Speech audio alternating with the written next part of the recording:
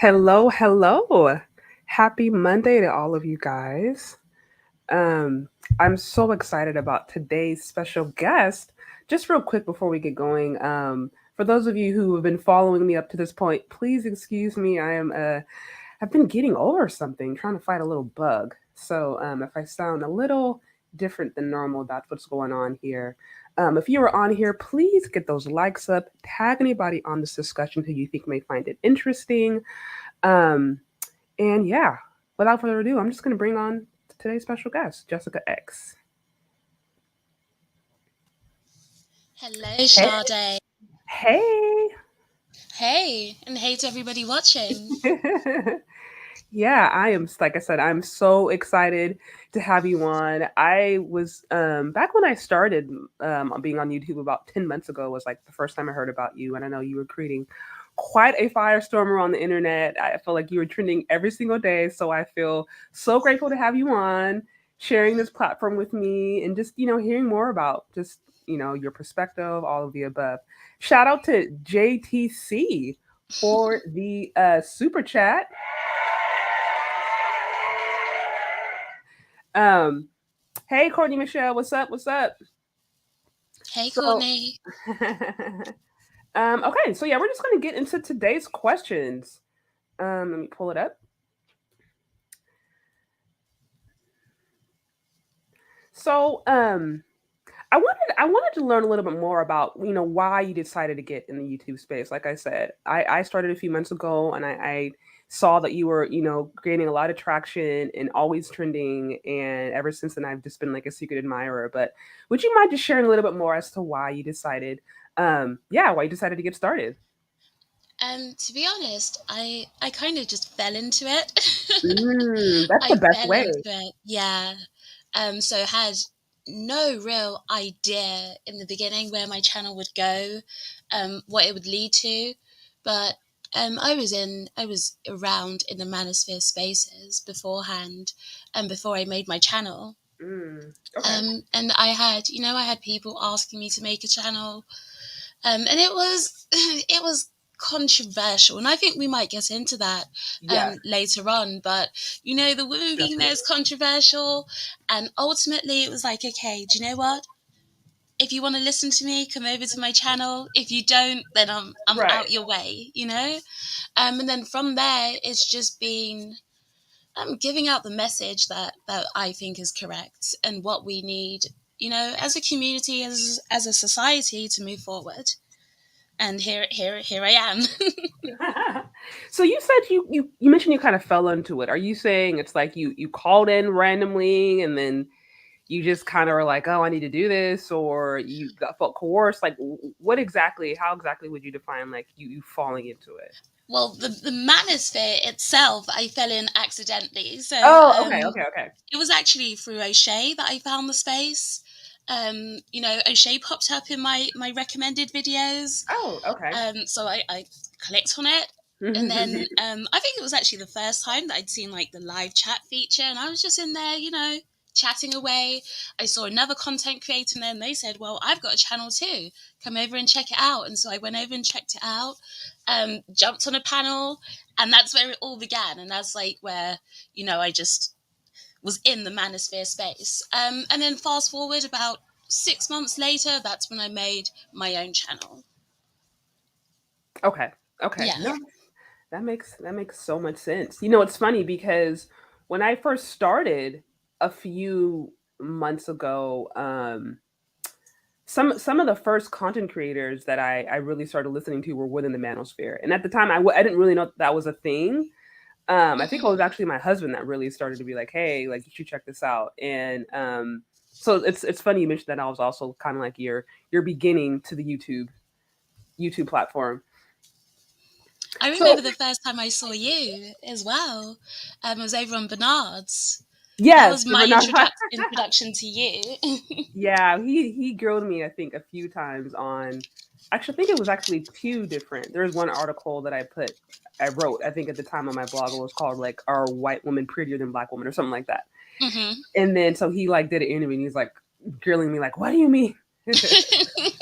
So You will get a grilling in the manosphere. You I will. have, you know what? Honestly, I appreciate that. I appreciate that. I've done a few reviews recently on female content creators Mm-hmm. where because like when I first started off, I did like a few reviews of male content creators, like, hey, here's what I heard, here's what I like, here's what I don't like. And then I switched over to the women, and I was expecting there to be an equal open dialogue. And boy, oh boy, was I pleasantly unsurprised, or not pleasantly surprised, but I was confused basically, because in the female space it's like you can't even necessarily say any constructive criticism, or else you're a mammy, or you're a pick me, or you are male identified, or all the above. And I'm like, I thought we were trying to have like an honest discourse. So Do you know what? Let people tell it, and they'll say so much about the manosphere. The mhm. manosphere hate women. The manosphere, they're extremists. The manosphere are this, that, the other. But you can have an open discourse here. I'm proof of that. You're proof of that. But over at the women's side, if you say just one little thing disagreeing with them, they Yep. will jump down your neck. And it's crazy because I actually found those women on YouTube before I found the Manosphere. And I just never really stuck to it. The first content creator that I found was, and I see that you reviewed her content as well, is Aloho. I reviewed a video. I'm going to do a fuller review of her entire channel, similar to what I did with Cynthia G and Real Talk with Yanni. So that is coming up. But yes, I did review one of her videos. It was sent to me from a follower.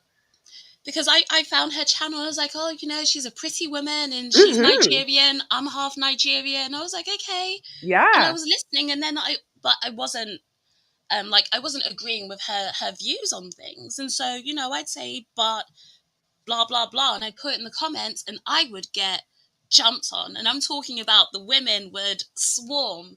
So you say one little thing against their message, you don't agree 100%, and they jump on you. Like it's crazy, and I couldn't deal with that. But that's how the sisterhood works. You have And to be 100% in it. unfortunately, like I said, I'm learning the hard way, but I can't turn back just because somebody doesn't their feelings are hurt. Like for me, I'm trying to be an open, honest content creator, and so that means, Hmm.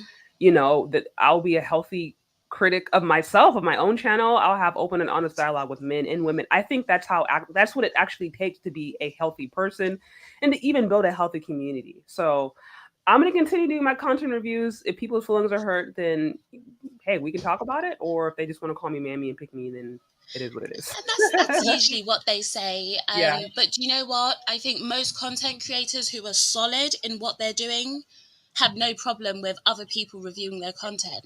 I have no problem with somebody reviewing my content. If they want to talk about it, go ahead, come over, have the discussion. I always keep my panels open to everybody. Everybody. I don't want to echo chambers. So if you Me disagree, neither. come in and let's talk about it. Me neither. See, and that's one of the things I do appreciate about your channel is that you can actually talk to somebody from the opposing side, because like I said, that's actually when real open honest dialogue is happening, and that's where people really can learn. But if we're you Yeah. know if we're sitting around hearing the same things and the same people, like you said, it's an echo chamber. And at that point, how do we even know what we're saying may be wrong or harmful? So that's one of the things, like I said, I appreciated about your channel, where it's like, hey, she's not afraid to dialogue about these things and maybe talk to somebody who they might have an opposing point of view, but that's what adults do. You know what Yeah. I mean?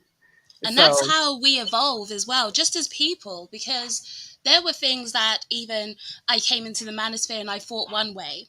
And then I started right, having discussions, and you get to see something from the other person's side, and you're like, do you know what? They have a really good point there. I never saw it that way. We can exactly, look at things maybe even as women, we can look at things from a woman perspective, right? We're women, so we're going to see things one way. right. But then coming into the manosphere, I was like, okay, so now I see it from your perspective, and I agree. I get you there. And so you need to have that open discourse. You need to be able to talk to each other, have authentic discussions, talk about your differences, because that's the only way you move forward. Absolutely, couldn't agree more. For those of you who are on, please get those likes up. Tag anybody on this discussion who you think may find it interesting. Hey Chantel, thanks for stopping by. Hey, Chantel. So this actually moves me on to my next question. Do you think women should have a voice in the manosphere? Why or why not?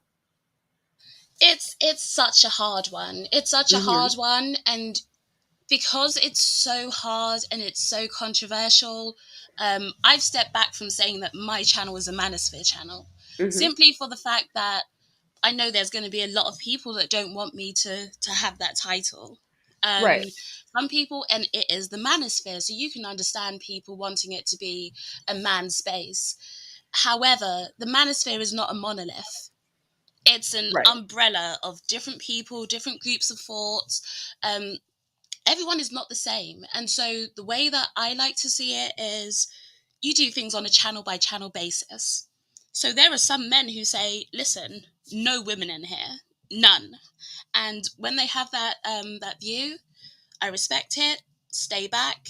You fellas over here, do your thing. Because I can understand why men need their spaces to have like man discussions. Because I do think a woman can change a dynamic.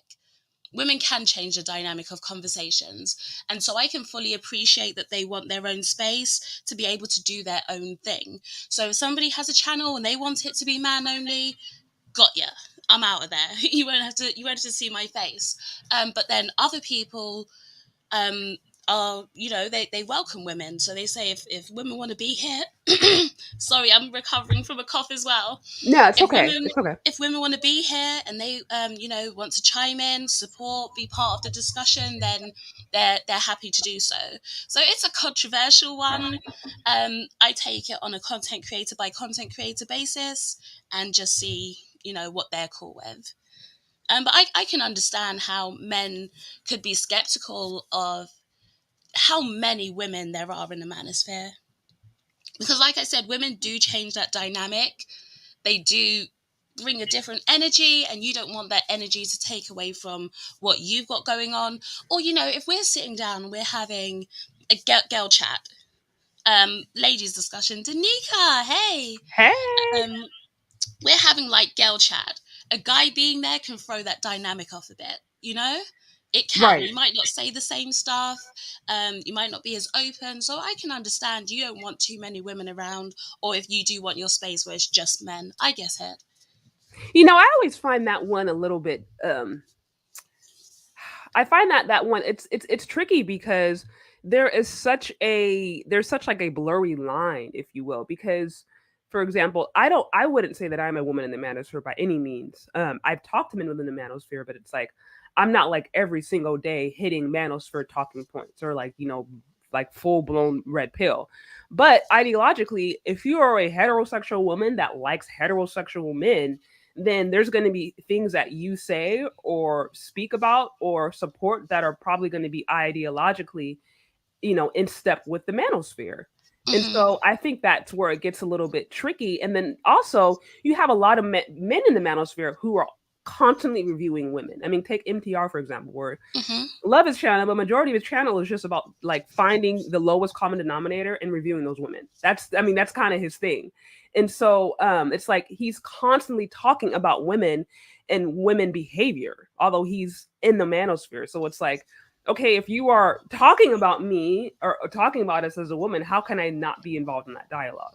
So that's where I think it gets a little bit tricky, but I do understand. Like I totally agree that there should be certain spaces where it's just men only, and I think that there are certain areas where it's like, no, this really is like a man space. But then when you talk about relationships are by default, you know, Both like require genders. two people. Yeah. So it's not a one sided conversation. So it's really tricky to me. It is, and that's why I said it's a controversial one. It's a Hmm. hard one, and you will see that topic come up in the manosphere. Hmm. Like recently, I had drama around me being in the space again, and it happens like every once in a while. So it's crazy because it happened recently, and then it happened probably about a year ago. Okay. And the discussion keeps coming back up. Should women be in the space? Should women be in the manosphere? Should women and like I said, the way I take it is content creator by content creator. If somebody tells me I'm not welcome, I won't be there. If you don't want Of women course. around, I won't be Of there. course. I won't be at that channel. But it's hard. As I said, like I wouldn't necessarily placed myself in the manosphere because of that controversy, but the manosphere does hold a place in my heart because it's where I started here. It's where I found these discussions, you know? It's what introduced me to it all. And there are some great content creators in there. There are some great opinions, some great groups of thought. And so yeah, it's gonna have a place in my heart. But um I'd rather step back from the controversy and respect everyone within there. Of course. I totally get it. Sometimes I mean the controversy it's overrated. Sometimes it's just like I gotta step away. Shout out to Houdini for the $5 super chat. I see, are the dating and gender dynamics the same or different in the UK? Most of the gender war content is dominated by the US. That's a good question. We're actually going to touch upon that a little later on in the discussion, so stay tuned. I think there was another one. Thank you for the super chat, sick lid. Now, okay, so moving on. Cichlid, he's being silly. I know Oh, Cichlid. you know sick lid. Okay, that's funny. I know you come with quite a following. Again, for those of you who are on, please get those likes up. We have 100 on right now, so please, I need to see at least 100 likes. Tag anybody on this discussion who you think may find it interesting, and we're just having a discussion. We are just having a discussion. So on to the next question.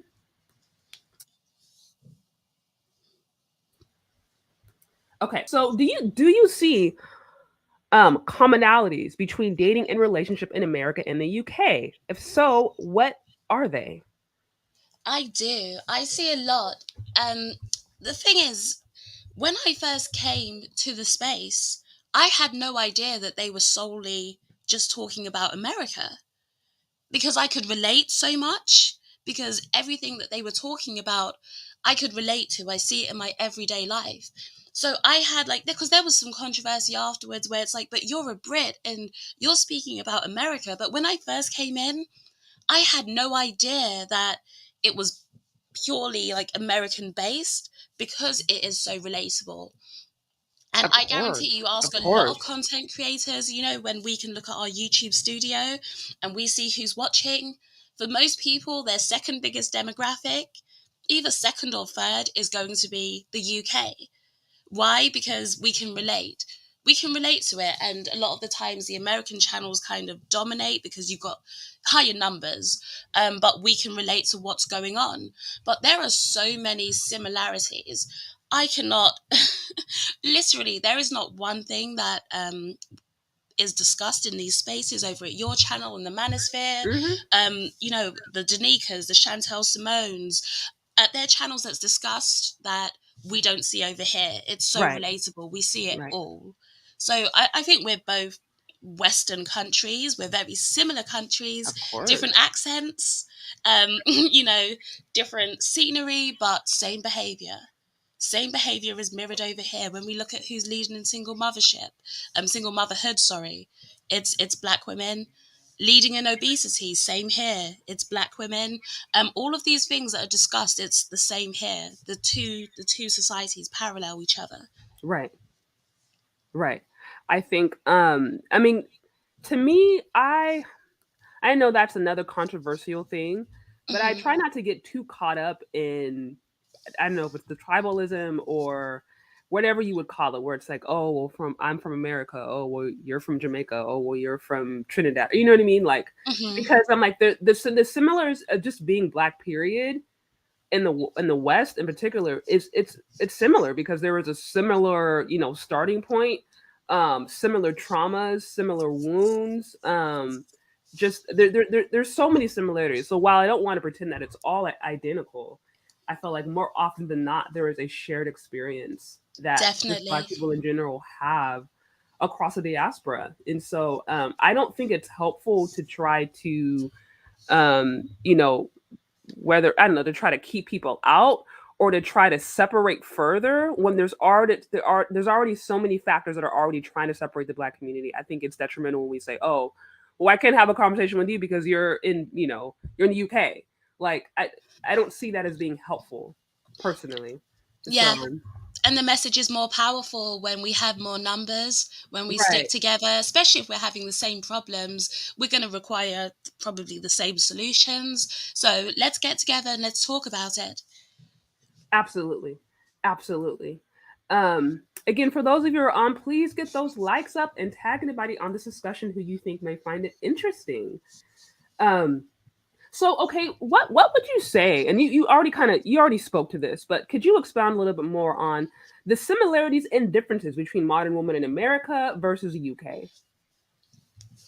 One of the biggest differences, I'd say, is Americans, and I think this is men and women for the most part, tend to be more outspoken. Okay. I've had conversations with some of the American ladies online, and I've never had those type of dynamics in real life. Not as, harsh and in your face, but I think from the outside perspective, Americans are known to be gregarious, just in Yes, general. So that's true. That's true. I kind of expected that, but it's a lot more in your face in America, whereas I'd say here it's more subtle, but it's there. Um, Men and women aren't necessarily having these conversations, but I've sat down with my friends and we've had conversations about colorism. We've had conversations about black men dating out. We've had conversations about, I want to go and get a white man. We've had conversations about black men aren't doing enough. White men are better. We've had those kind of conversations. So those parts are still, again, very similar mindset, very similar mindset.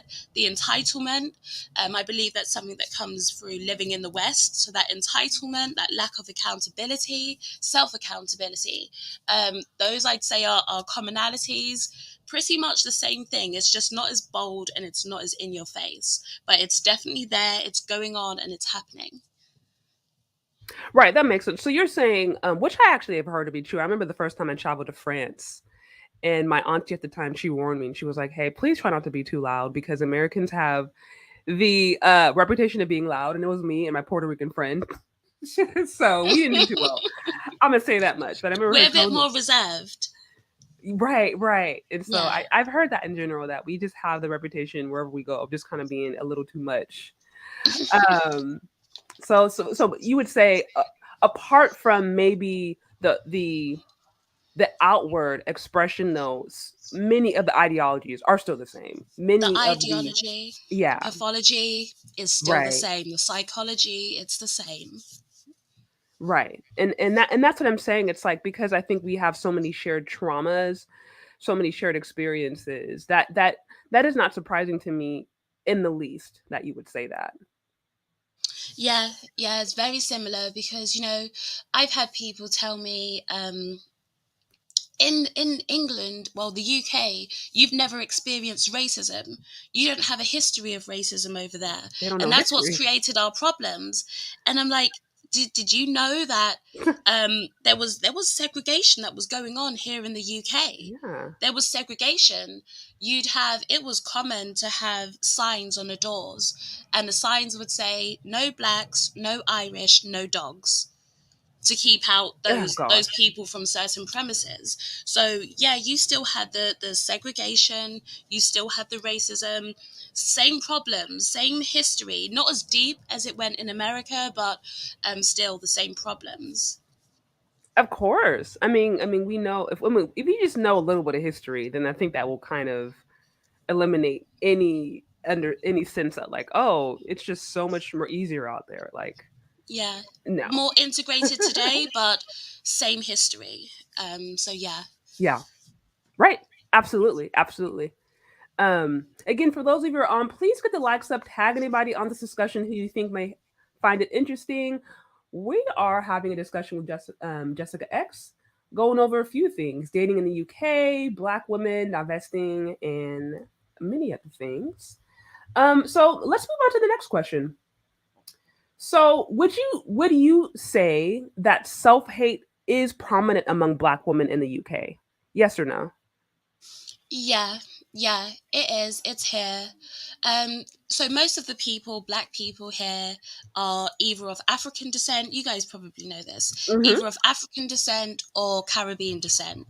And both places, do have an element of, how could I put it? Maybe a slight idolization of white people. Um, you can see this through things like skin bleaching. So skin bleaching is Right, big right.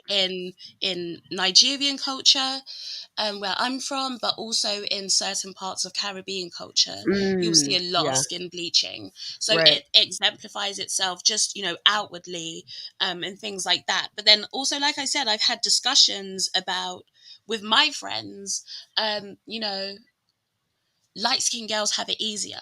We've had these discussions. It's easy for you because you're light skinned. Ugh, As dark skinned girls, we have it harder. Nobody wants mm, us.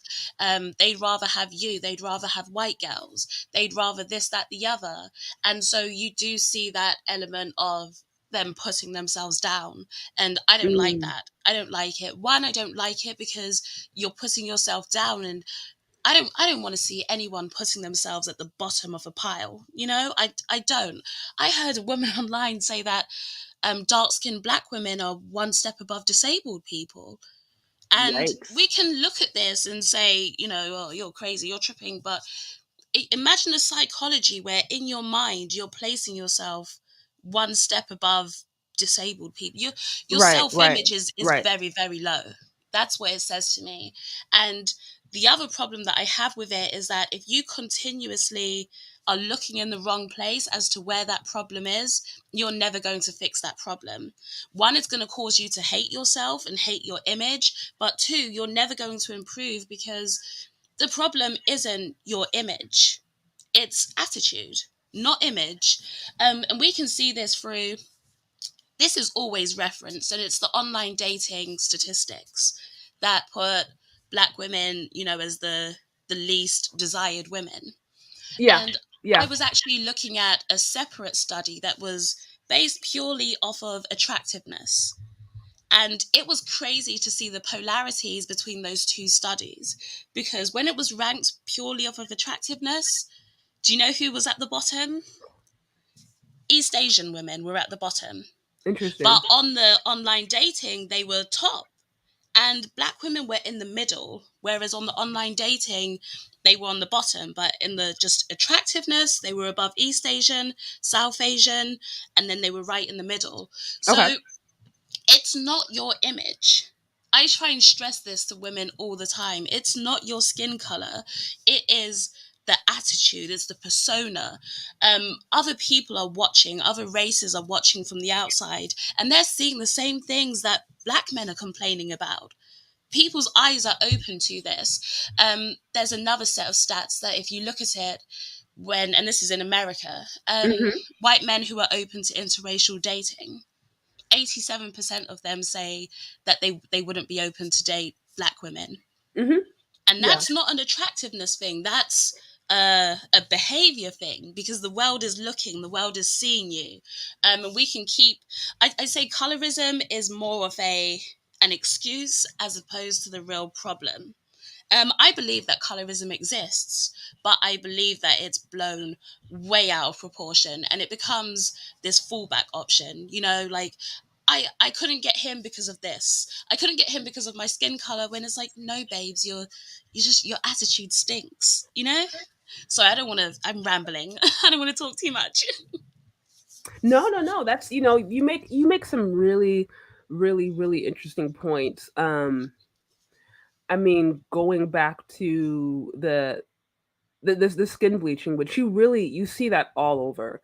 There's a post that I actually saw. I was a little bit disturbed because it is I think they're like a Nigerian boutique that I follow Hmm. them, and they post like different traditional outfits and sometimes wedding dresses. And so I follow them, and they had one where they did a picture of like a model who did it before and after, right? I saw that on your, yeah. I saw you Yes. post that. And Hmm. the first thing that I noticed was that like how they lightened her skin a few shades. And I'm like, to me, she looked perfectly fine beforehand. I'm like, her skin color was perfectly fine beforehand, but they specifically lightened her skin. And I remember this is actually one of my friends. She's Italian, and somehow she ended up going to Ghana for like a week. I think a friend invited her, and she ended up going to a funeral or something like that. And I remember her thinking like she was thinking, "Oh, I'm going to Africa, so I'm going to see like a lot of things." and black. And she said she just remembers going there when she would go to the stores. She always would see white mannequins, and she would sometimes see like white faces. And she's like, she comes back, she's like, I'm really confused. Like, I'm in Africa. I thought I was gonna see, I was gonna see like black mannequins or something. Like, why are there? Why am I still seeing a lot of light faces being presented? And this is the same thing for me when I've been to Africa and I've gone to some certain richer areas, and Hmm. you'll see really, really, really light, and so I certainly do agree that there is a level of self hate, and like there's levels to this. Like it certainly does exist, but I think there is a really big issue to your point about the attitude. I tend to believe that sometimes the attitude thing, the fact that many of us did not grow up in households with two functioning parents, seeing a man and woman working together, knowing what does it mean for a woman to respect a man and vice versa, that dialogue and that example is missing for so many of us. And I just personally believe that is a huge reason that many of us struggle, because I've talked to men who, of course, there's men have preferences, right? They have a type, but most men across the board can identify if a woman is beautiful or if she's attractive and she's of a different ethnicity. Yeah. Like, and so that's why I'm saying, if you were a pretty woman, you were a pretty woman, where you were very dark skinned, whether you were light, whether you were in between, you were a pretty woman. But I think it has to be addressed and understood. That's like, yeah, there are real behavioral issues that exist within our community, because there's so much that's just happened. And then the different ways, us, I can say out here, women out here in America, the way that we've been trained, I think some of the different ways that we have been even promoted to be like strong and independent and impervious and this kind of superwoman persona, and to not need a man. And then therefore we can treat men sometimes as disposable or as unnecessary. It's like, you bring that, whether it's consciously or subconsciously, you bring that into a relationship. You can't act like that doesn't, that doesn't actually impact the way that you're going to talk to the opposite sex.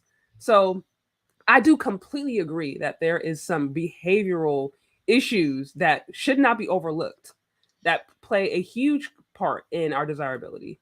Yeah, and that kind of is reflected in, like I was saying, the online dating, Hmm. who was the most desired and least desired versus pure attractiveness. So East Asian women came bottom on that attractiveness rating, but when it came to dating, they were top. And that's Mm. because of the attitude that they're known for. They're known Yes. for being very feminine, Yes. very girly. Yep. They're not domineering, they're not dominant, they're not overbearing. So it's that attitude counts for a lot. That right there shows how you could be perceived, bottom in one thing, but another a facet of your personality or yourself can make you top.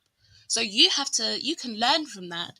And then it's interesting that you bring up, that superwoman, that I am Hmm. superwoman and I can do it Right. all by myself. And I was reading a book called Black Macho and the Myth of the Superwoman, and it speaks Interesting. about how, have you read it? No, I have Okay. not heard of that, but it sounds really interesting. Um, I thought, just the way you said it, I thought you might have seen it, read it, sorry. But what it was explaining is the beginning of the feminism movement within the Black community, the Black American community. And you had, this is, I think, like the late 70s, I believe, 79, I believe this book was written. And you had Black men who were saying, listen, we don't want you to be dominant. We don't want you to be superwoman. We don't want you to have to do everything on your own.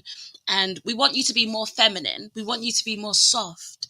And Black women said, no, those are Eurocentric standards of living. And we're not going to, become a part of the white man's standard. White men want their women to be feminine and submissive. We're different. We're strong.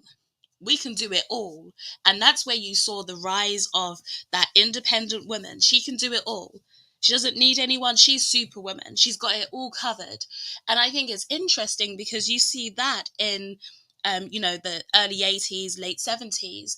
And fast forward to today, and you have all of these, like either Black women from the UK, America, they're flocking to these femininity channels to find out how to be feminine. and Right. saying men don't like feminine women, but men have been Right. asking you for that for decades. Probably a good 40 years now, they've been asking for that. That It's sounds crazy. interesting. What was the name of that book? I might need to check that out. Black macho and the myth of the black superwoman. I've always wondered about that myself because I think for example, like my grandmother, she was a sharecropper, right? And so, and of course, there are things that she did that would have been considered feminine.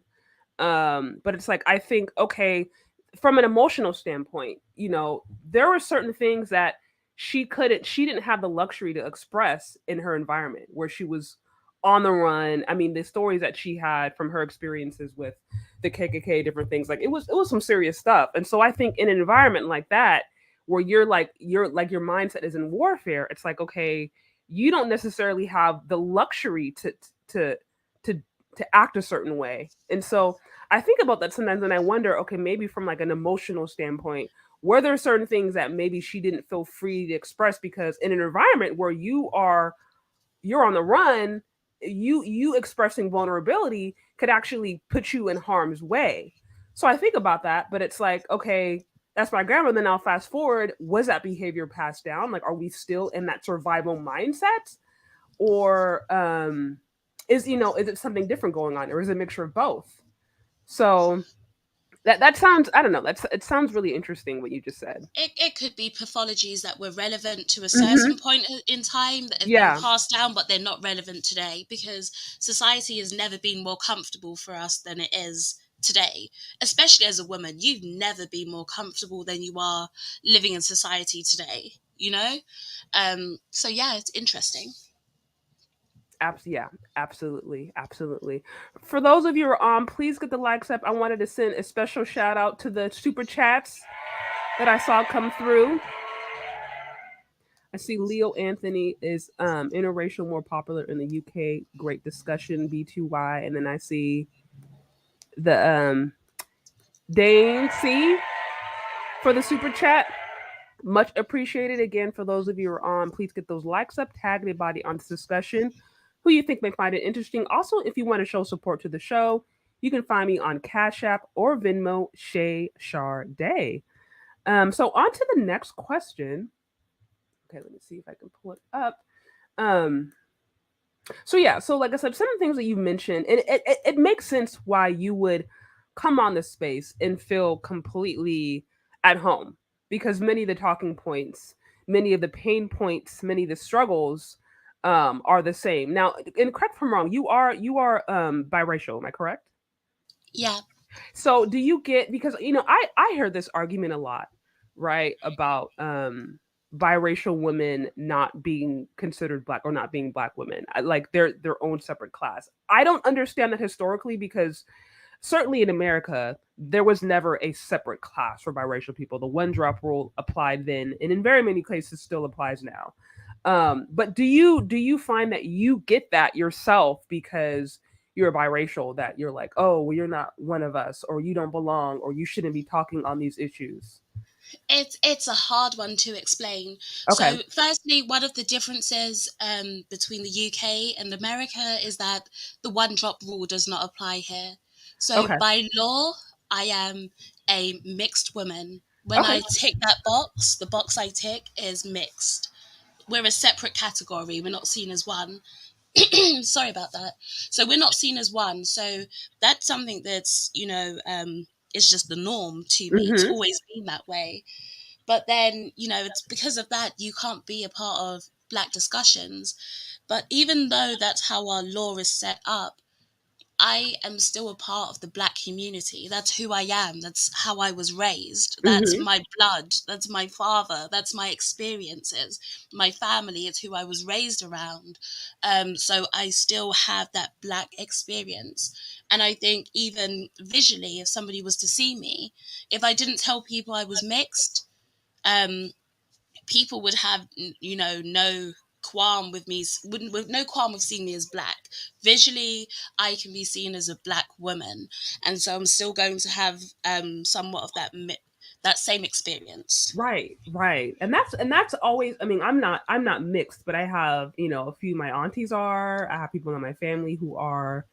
And I guess I've never understood that. Certainly, like I said, in America, that was never, from a historical standpoint, even if you want to look at laws, the way those are applied, it's, one drop rule is kind of the way to go. And so I never really understood why there was such this need to create a distinction, especially sometimes among Black women, between lighter and darker. And and I've heard that some of this is carryover from slavery, people in the field versus people in the house, all kind of different stuff. But I'm like, at the end of the day, it's safe to assume that you're both going to be experiencing a level of discrimination, or you're both going to be struggling with a system of self-hate.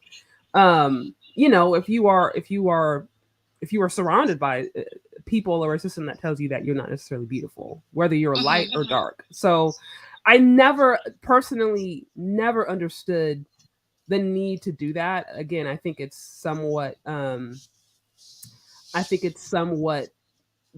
like, I'm trying to think of the word, but like destructive, and it creates unnecessary division.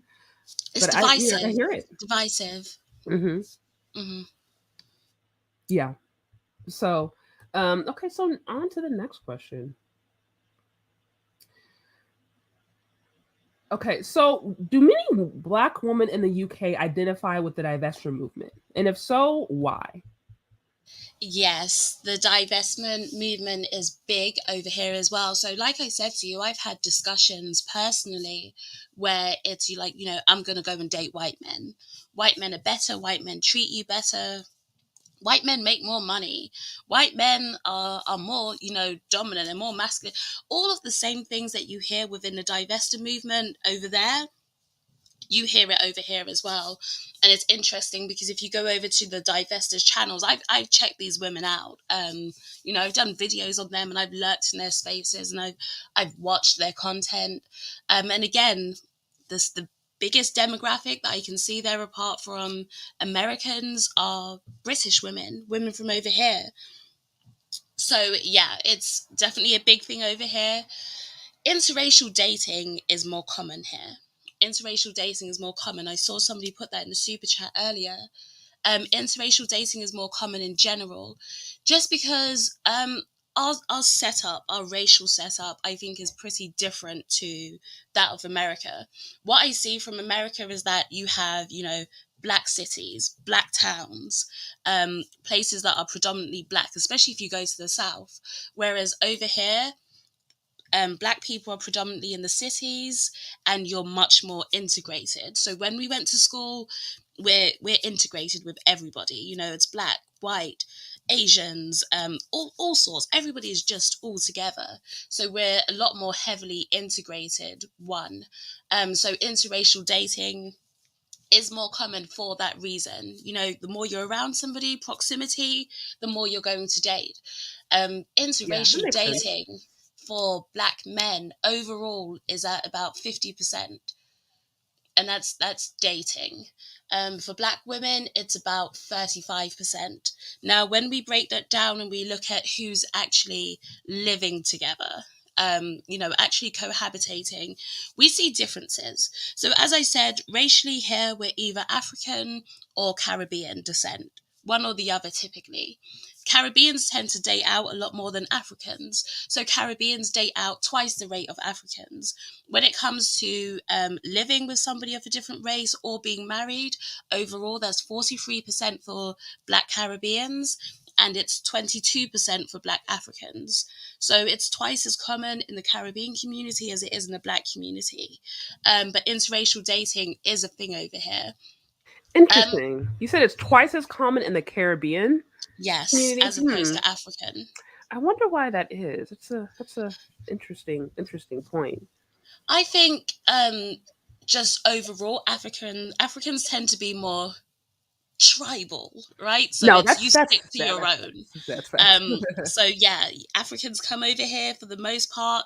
They're not even really looking at white women or Asian women or any other race. But then once, Africans settle here and they have kids here, again, those kids are integrated. And that's where we see the bulk of those numbers coming from, that 22% of men, Black African men dating out. It's my generation, us, those of us that were born here.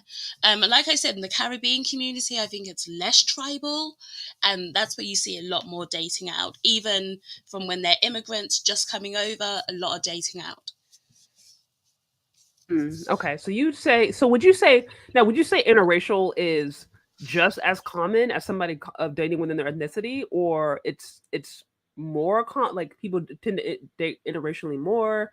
What would you say is like the It's prevalence there? it's not as common as dating within your race. The other thing that I've noticed through observation, and for some reason it's a lot harder to gather our Hmm. statistics as opposed to America.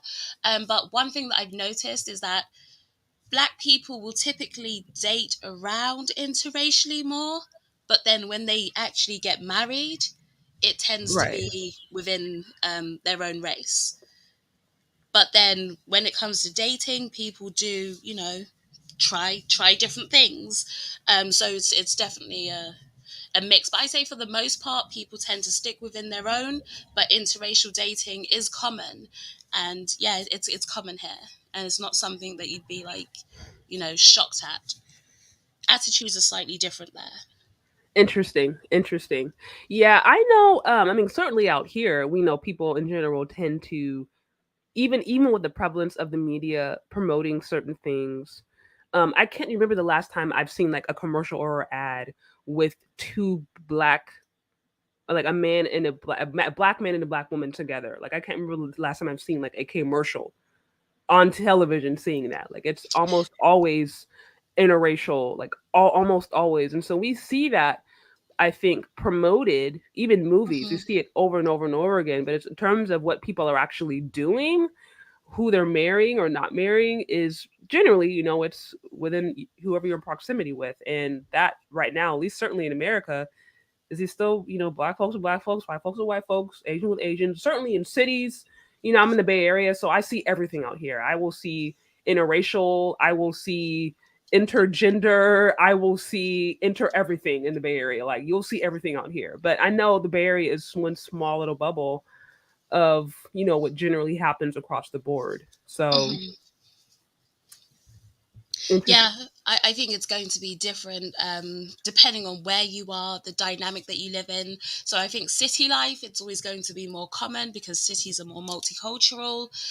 Outside of the cities, Right. interracial dating is always going to be less common. Right. Thank you, Marco Polo, for the super chat. Much appreciated. Much appreciated. If you guys are on, please again get those likes up, tag anybody on this discussion who you think may find it interesting. Also, if you want to show support to the show, you can find me on Cash App or Venmo, Shay Charday. Um, so I want to continue a little bit more on this divester movement. So what you said, you've been poking around. I myself have been listening in more to some of those channels, trying to understand where they're coming from. What would you say are some of the primary, I guess, primary ideologies that you've seen that maybe you agree with or disagree with coming from the divester movement? There, I'm going to be honest, there's very, very little that I That you agree agree with? with. Okay. Yeah. Okay. One thing that makes sense to me is the numbers. So men versus black women in America. Not such disparity here, but over there, there are 2 million more black women. So I understand that. Listen, you're going to have to explore your options, or however you want to put it. Hmm. If Yeah. every black woman was to have a man, she needs to explore her options. Right. Right. Absolutely. Sorry. No, it's um, okay. It's okay. she needs to be able to explore her options. The pathology of the divestors is it's it's backwards. It's on its head. So it's the whole, black man is the boogeyman. White man can The do no wrong. boogeyman. Oh my White god. man is the savior. He's going to come in and do everything for you, and he's just this special type of being. um and to me it's weird. Like I said, I'm mixed, so I've grown up around white people. Right. If you think that white men don't, aren't don't have the ability to do you wrong. Just Right. yeah, you're mistaken. Hmm. You're going to be in for a rude awakening. And I remember there was a woman that follows one of the big divester channels, and she told this content creator, I got my face pummeled last night.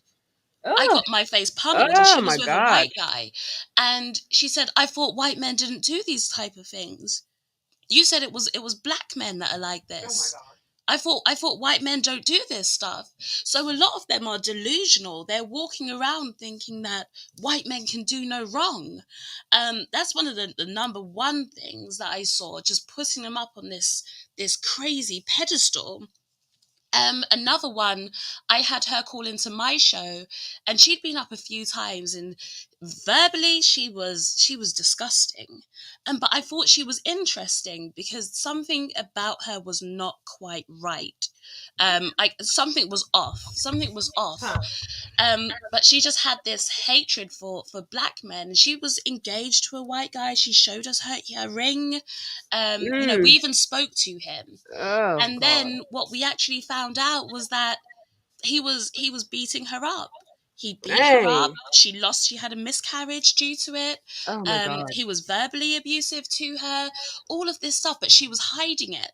She was hiding it because she wanted to keep up this facade. And women lie to each other. That's we Facts. Facts. women have to understand that these women are not telling you the truth. Women lie to each other. So she was going around to everyone talking about how good her Brad was, how Brad was treating her like no black man had ever treated her. And she was right to a certain extent because Brad was doing all sorts to her. Um, but yeah, she was just putting him up on this pedestal. But when you really got behind the scenes, he was kicking her ass. Dang, that's crazy. That is crazy. I mean, I have so much to say on that. I interviewed a white woman maybe like a month or two ago. Um on She was a housewife, she's married to a white man, raised by a white man, bore a white man. So it's like she is a white person fully through and through. And so I interviewed her, and I asked her a few questions related to the divestment movement, and she literally like nearly spit out her drink when I asked her about divestors and whether or not white men make better husbands. She's like, "Are you kidding me?" Because if you knew her story, then you would never ever say anything so stupid. I don't know how else to say it, but like, and as I was explaining this to her, she's like, "That is so false. That is so false." And she's came from an alcoholic background. She's dealt with a ton of abuse on all different levels, and she's just like, you can find good and bad in any situation. It doesn't matter the person's economic status. It doesn't matter their race. It doesn't matter even the religion. Like, it doesn't matter. If you are a broken person, you will naturally attract brokenness no matter who you choose. And so, that's one of the things. I have no problem. I really have no problem with a person dating interracially. I'm like, if you want to do that, okay. What I don't support, what I really don't support, is just the hatred. And to me, it almost seems like for certain people, this stuff is a religion to them. It's like divesting is it's like their religion. It's It's a like the religion. black man is the devil and the white man is their savior and their god. And I'm like, this is a problem. It's It's a now you're problem. taking things way out of proportion. And my biggest concern really specifically is women idealizing a person, putting a person on a pedestal to the fact to where he can do no wrong. Like that one woman who made it in the news, I think a few weeks ago, where her white boyfriend ended up killing her son of 8 years old, and she didn't report it to the police. Oh wow. I don't know if you heard about that. I didn't see Yeah, that. No. yeah. She was and it's crazy. A dark skinned woman, had like bleach blonde hair.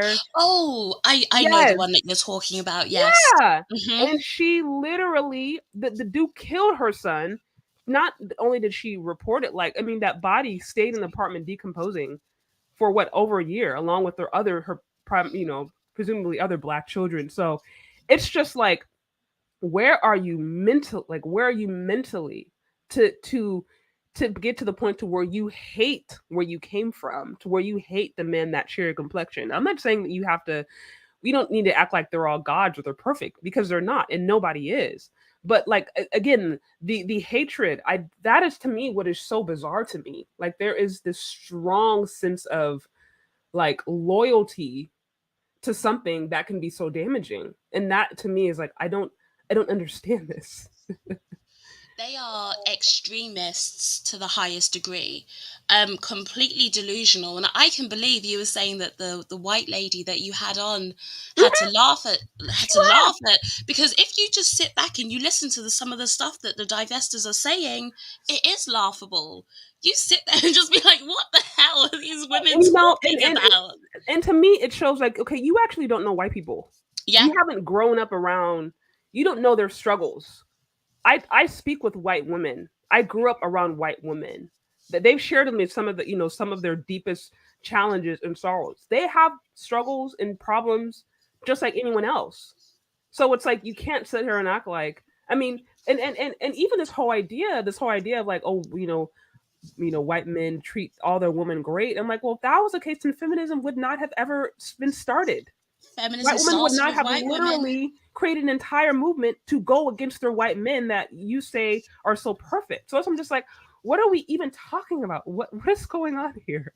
What is going on? Like I don't.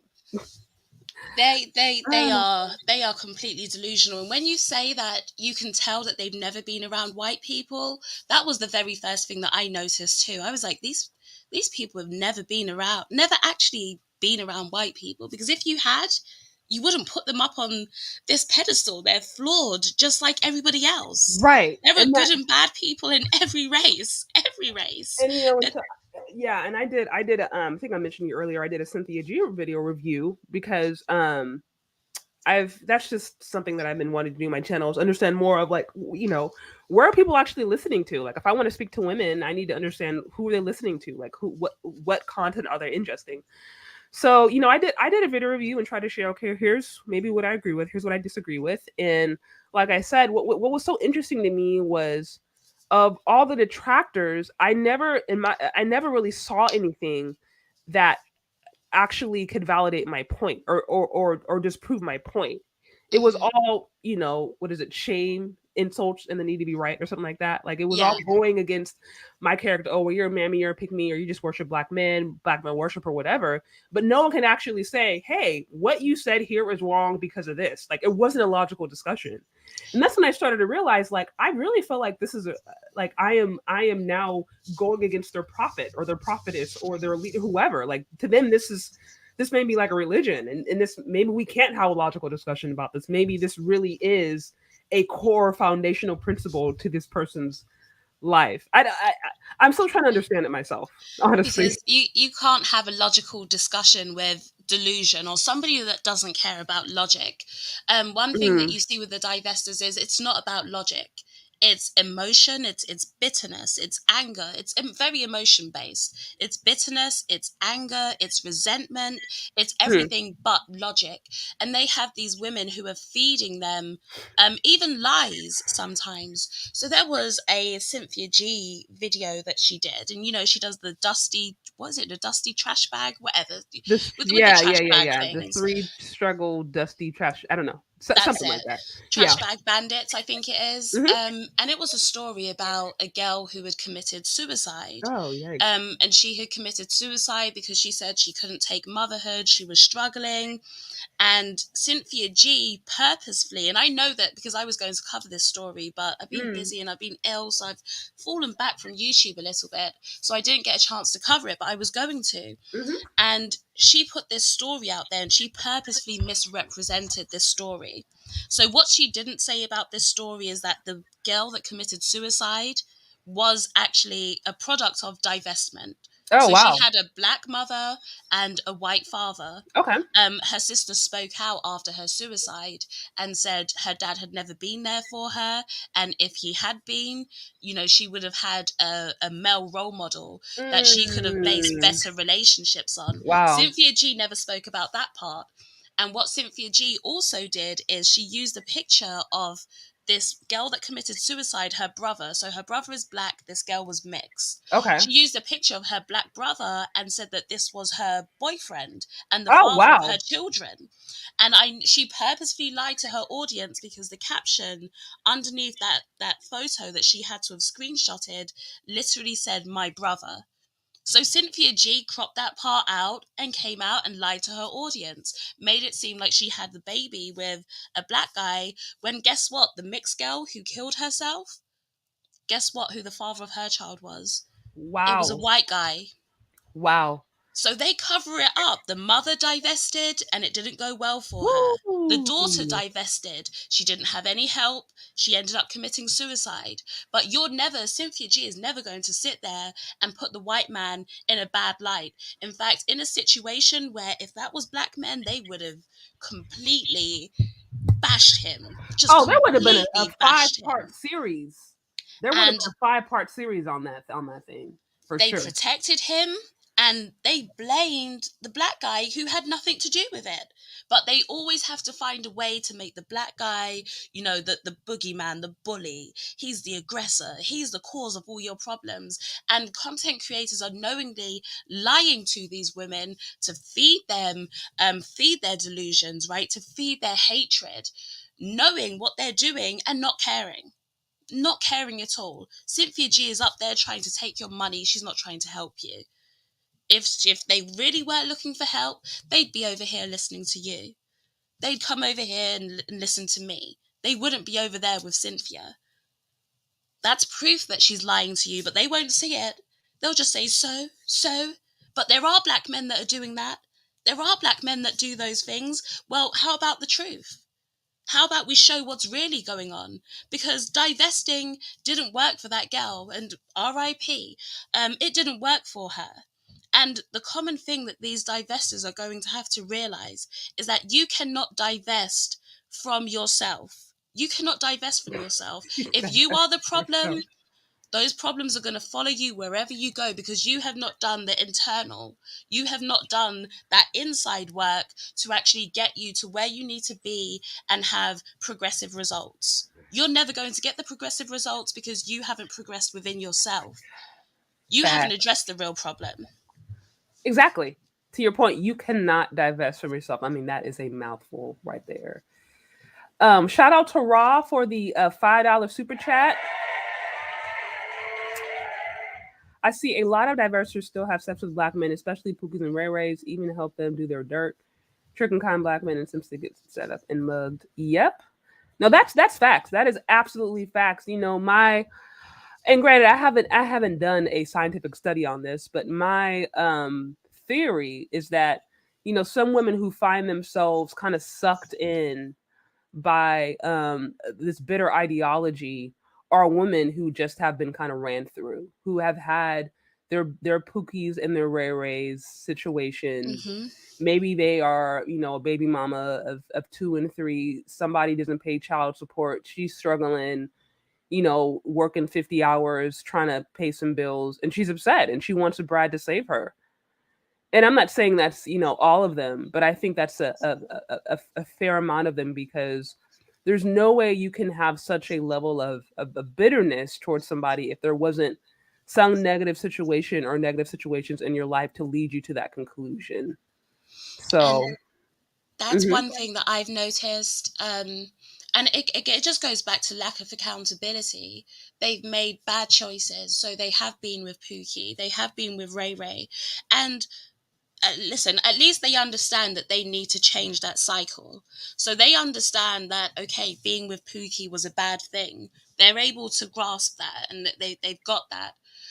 But then what they then do is they make Pookie every black guy. So now every black guy is Pookie, and I need to go to white men.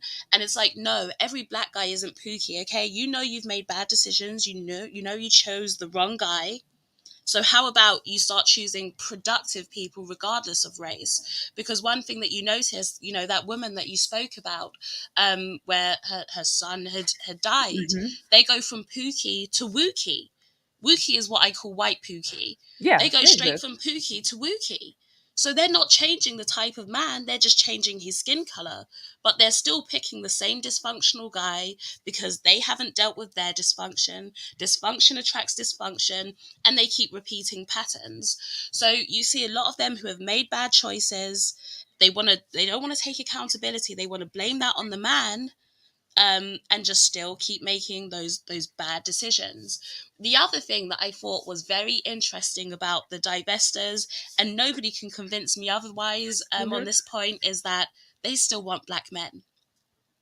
Oh They yeah, still I want know. I black think men. so. Yeah, I think so. Many of them do. They come out with all of this hatred, all of this vitriol, but that hatred and that vitriol shows me you still want black men. Because if you really didn't like black men, and you really didn't care, and you really, thought everything that you were saying, you wouldn't be in those places talking about black men day in, day out. You're talking about them day in and day out because you still want them. You still want those guys. Let's just be real about Yeah, no, it. absolutely. Yeah, I And if think. if you still want them, then the men are here. The men have their voice. The men are in the manosphere. They're in these different places. They're telling you what they want. So if you still want black men, listen to the men. Listen to them tell you what they want. Because here's the other thing about the divesting. There's the same thing that a black guy wants is what a white guy wants, is what an Asian guy wants. Yeah. Uh Most huh. men ultimately want the same thing. So if you're struggling to get a black man, you're going to struggle to get a white man or an Asian man. Most men want the same thing. So if you're struggling with one, you're going to struggle with everyone. Yeah, And that's then true. again, look internally. See why you're struggling. It's very easy to point the finger and say, it's you, it's your fault. Look in the mirror. You have to pull that mirror out at some point. Absolutely. Absolutely. I will say, in my review of doing Cynthia G's channel, I think she's one of the first divestors that I really looked at.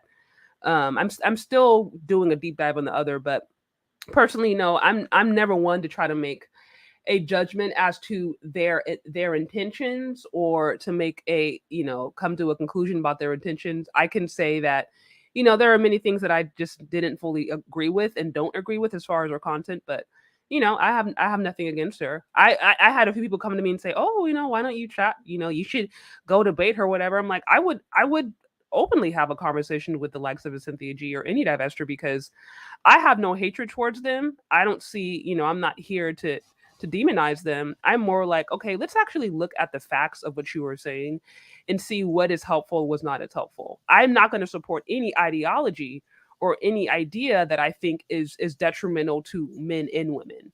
Mm-mm. And so for me, I that is mhm. No, sorry, go ahead. No, no, no. So I'm saying that is, for me, where I will personally, as I'm moving forward, and trying to learn more about the space, because like I said, I'm still doing my research in that investor space. From my understanding, I think you've been in it a little bit longer. You've kind of had more discussions, some more debates, so you probably have more to say on it. But I, Hmm. I always try to come in a neutral place, to be like, okay, I'm not going to attack the person. I'm not going to try to make any intentions about the person. Let me just hear what they're saying, and let's try to dissect it for what is true and what's false. And obviously, if you see something where it's like, hey, this just is not true factually, then we have to actually deal with it. And then again, if to me, any ideology that's going to lead to the genocide of a particular people group, I'm like, yeah, that's bad.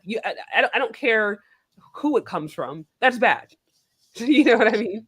Yeah, I don't think Cynthia's not a divester. As far as I know, I've heard her say she's not a divester, but I know a lot of divestors follow her because of the type of content that she has. Okay, Um, so she'd be it, divestor adjacent. yeah, yeah, sort of, yeah. It Okay. feeds the divestors, so not her personally, but a lot of her audience are. Um, and to me, it's like I said, there's no hatred there, Hmm. for them from me. If anything, I think it's kind of sad. I think it's sad when I Hmm. look at a lot of these women. It's pity more than anything, because I can still see how, one, how deluded they are. Two, they're not going to get the outcome that they're looking for. They're just wasting their time. They're wasting precious years, and they're bitter. I know they're not happy. Just by watching them, I know they're not happy.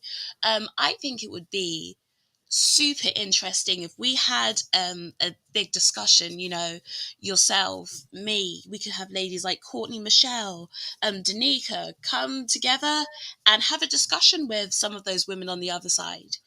The I would love to Cynthia do it. G's. I would love to do something like that because, like I said, I have no, there is no hatred. There is no hatred. And I'm one of those, I put the points out. I'm like, if I miss something, if I am misunderstood, like, okay, I stand corrected. Evidently, she's not a divester. I listened to her and the things that she said about, black men being devils and white men in her eyes being better builders, just better intellectually. To me, that sounded like a divester, but I guess there's a difference. So I stand corrected. She's not a divester because she's a divester adjacent. But either way, it's like I don't pretend to be right. If I see something, I'm like, hey, I think this is wrong or harmful. Here's why. If a person has information to share with me or to show me otherwise, I will happily take it because I think that is how healthy discussions happen, and that's how people can actually grow and learn something. That So, is truly how we learn. And I'd love to have it. I'd love to have it. I don't know. Here's the thing, we're very open, so we're open in these conversations, hmm, and we allow all different opinions, but over there it's not as open. So I doubt that they'd be willing to, because they don't want their arguments critiqued. They don't want them critiqued. A lot of them can be easily debunked, and so they don't want to get into a situation where you have intelligent ladies who know their stuff, who know their talking points. They don't want to have that discussion. They don't, because their arguments don't stand up. I think it would be, like I said, super interesting if it was to happen, but I I'm not gonna hold my breath, you know. But yeah, yeah. it would be interesting just to see the different dynamics, the different thoughts. It would be super interesting. Oh, that'd be a good one. Shout out to Great Britain for the $5 super chat. To showing my support to both of you content creators. Great collaboration. No, this has been, like I said, this has been interesting. You've been in the space, much longer than I have. Have had some, dialogues, have seen some things, and so it's been really great listening to you, hearing your perspective on some of these things. For those of you who are on, please get those likes up. I want to see at least 195 likes. Please, please. Also, tag anybody on this discussion who you think may find it interesting, and we're just having a conversation. So, I have two more questions for you. Um, let's see. So, do you think black love is seen as taboo in the UK? I don't think it's seen as taboo. I don't think it's seen as taboo. No. Um, I think ultimately it's something that a lot of people um would appreciate, and I know I like seeing it. I know I do enjoy seeing it. I do. And it speaks to the foundations, even though I'm mixed, right? It Right, does right. speak to the foundations that I've come from and I've grown up seeing. So I don't think it's taboo. I think for a growing amount of people, they see it as something that's unachievable. There is that sentiment where ideally I'd want it, but will I ever get it? I don't know. Because there is a certain level of comfort when you're with someone who, to some degree, is going to have the same experiences as you. They can relate to you. Yeah, There's yeah, yeah. certain conversations that you can have with another black person that you're not going to be able to have with a white person or whoever. They just won't get it. They can try Hmm. and empathize, but they don't understand. And so there still is that yearning for that connection. And I think for most black people, ultimately they're most attracted to other black people. Yeah, That's yeah, who definitely. ultimately they want. Now, for whatever reason, people may have to say, do you know what, I'm going to date outside, but ultimately that's where that attraction mainly lies. And so I think that yearning is there. I don't think it's a taboo here. I don't think it's a taboo, but I do think that, one, naturally integrating with other people, there's going to be more dating out, and two, I think some people think that it's unachievable, that they're not going to get it. Okay, okay. So you're saying you would say unachievable because of just because it's so mixed, or you're saying unachievable because there's not enough of you out there? Like, why? I guess why would you say that you think it's unachievable?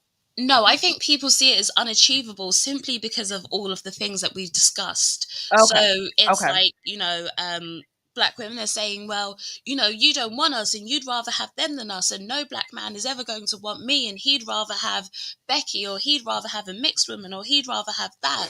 So I'm not Yeah. going to be able to find my man. And then on the flip side, you've got guys who are saying, like, listen, I need a certain type of woman. I need a feminine woman. I need a woman that's going to support me. I need a woman that's going to, take care of home, do whatever. And they're saying that's getting harder and harder to find. So I think on both sides, it can be perceived as unachievable. And that's why I say unachievable. I can even say because I mean, you touched upon so much this idea of black love. I think there is so many emotions, certainly in America, behind that concept. There's so many different mixed emotions that I see in my personal experience. Most black men that I have, that I've talked to of this day, share your opinion, what you said. It's like, yeah, if they had their preference, they would, of course, prefer to date and marry people within their community, would prefer to date and marry another black woman. Like, that's just, I mean, and that's just across the board. If you ask your Same thing I typical, see here. yeah, you Yep. ask your average white man, you ask your average Chinese or Mexican man, like, that's just generally that's just how men think. Now, with that said, I also know I've had people within my family, black men within my family, who have openly proclaimed their love of white women and their preference of white women. So I'm not going to sit here and act like that doesn't exist, because self-hating is on both sides. I think we see some divesting. I mean, we see some self-hate in the divesting movement, arguably. We can sometimes see some self-hating at SYSBM, depending upon the context. So I'm not going to sit here and act like it doesn't, we don't see it existing on both ends, in that to a certain extent creating most tension. But I personally believe that at the end of the day, most men and women, particularly in the black community, if they have their heart's desire, would just like to be with somebody that looks like them. Yeah, But for because some reason, there's so much emotion and there's so much negativity sometimes associated with that. like I was saying, that people want to be with each other because I said earlier, I see black people date around. So they date around and they Yeah, date different races, but then ultimately when they get married, they marry primarily within their race. So I've yeah. known guys that have dated white women, they've dated Asian women, they've dated whoever, and then when they actually get married, they date within their race. I actually had someone close to my family, and he was with a Chinese girl. He was with a Chinese girl, and we were speaking, and he was like, "Oh, but I'm not going to marry her." And I was like, "What? Well, why are you with her?" And he's like, "Well, one, she was like an exchange student, and Mm. he said, two, I want to marry a black woman. I want to marry black. There's only so much connection that I can have with somebody like her. Like, we can only relate to each other so much." And now he's with a black woman and they're engaged. So I see Wow, the dating around, but then when they finally settle down, and that's why if you look over here, the interracial dating it's versus common. interracial marriage rates are different, because I see a lot of dating around with different races, but then when people finally get married, typically tends to be within their own race. That no, that makes sense. And I kind of think that goes across the board. The same can be said, for white men, Asian men. Sometimes you'll see them, arguably dating out, especially, if they go to college, they may Dabble, entertain certain, yeah, dabble, yeah, entertain certain experiences just for the fun. But it's like, especially you mentioned this, where it's like coming sometimes from like a strong cultural background. Like I remember I have one friend that I know, she's Chinese, and her parents are from China. So I think she's first generation, and she told me that, her struggle with dating was that, like, she knew if she brought home a particular person, that she could basically run losing her inheritance. And so while she wanted to date out and be open to whoever, she knew that at the end of the day, if she brought home a certain looking person or certain kind of people, that she was going to lose that inheritance from her parents, and her parents were very wealthy. And so, Yeah, and that's a real thing that people, that's a real thing that people go through, especially when you come from a very strong cultural center. yeah, I get that. If you're coming from a lot of Asian cultures, a lot of Hmm. African cultures, primarily they're going to want you to stay within your, not even just your race, but your specific culture. Like you're it's very tribal, very tribal. So a Nigerian is going to want you to date Right. another Nigerian, but not just Nigerian. For example, I'm Yoruba, so they're going to want you to date another Yoruba. They can't be like Igbo or Yeah, that's Hausa true. or That's facts. anything like that. Has to be another Yoruba. So very tribal like that. So yeah, that definitely still exists. Yeah, that's facts. That is so facts. For those of you who are on, please get the likes up. I need to see at least 212 likes. Likes are free, y'all. um, I want to give a special shout out to Mr. Z, Black in Effect, for the super chat. I see there's absolutely no data to back up divestors' insane claims about how non-black men will treat them with what money. 80% live paycheck to paycheck. Yeah, I mean, here's the thing about it. On that note, most people in America, period, live paycheck to paycheck. Like if you look at, Yeah, I mean, Washington Post has talked about this. I mean, there's times. I mean, there's many pretty well respected publications that have talked about like Americans, period, right now live paycheck to paycheck. So if you do divest, or if you do choose to marry outside of your ethnicity, I don't see a problem with that ideologically. Just don't think that you're necessarily going to get an easier ride, because people all across the board in America are struggling financially. That's including non-black men. Like that's just yeah. facts. There's really no way around it. Do you know what Um, the interesting thing is mhm. that a lot of the time with the divestors or the swirlers, what you'll hear them say is black men don't build. White Oh men make more money. God. Black women are the only group of women who, on average, if they're dating out, are dating down financially. Mhm.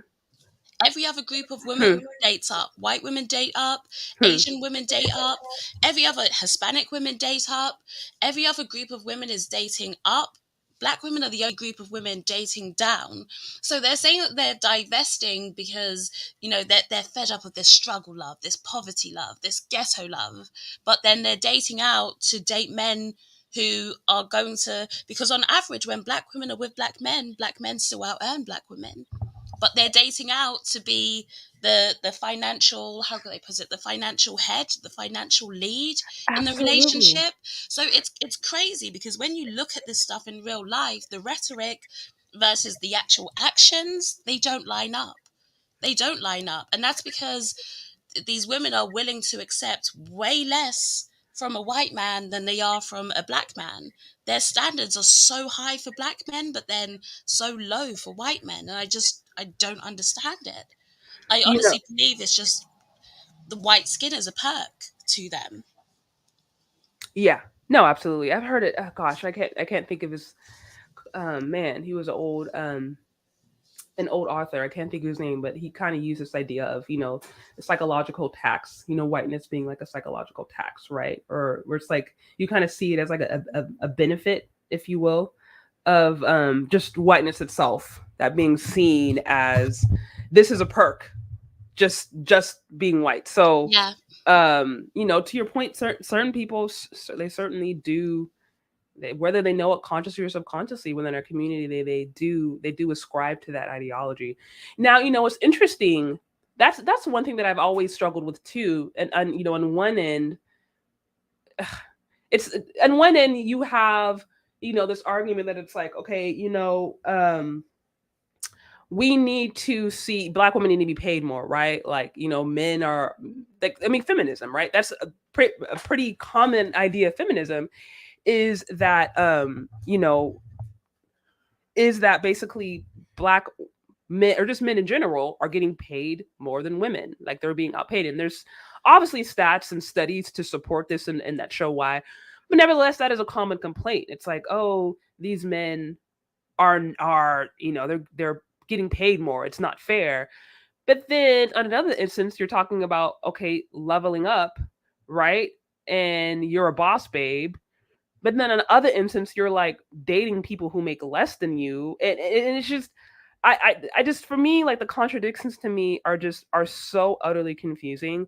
And I think sometimes it just kind of points to this idea of like, I don't like myself, I don't know who I am, and therefore I'm just gonna follow the wind. I mean, I don't even know. And then to your point, I think even within Black culture, certainly the way that we are portrayed in media, out in American media, it's not positive.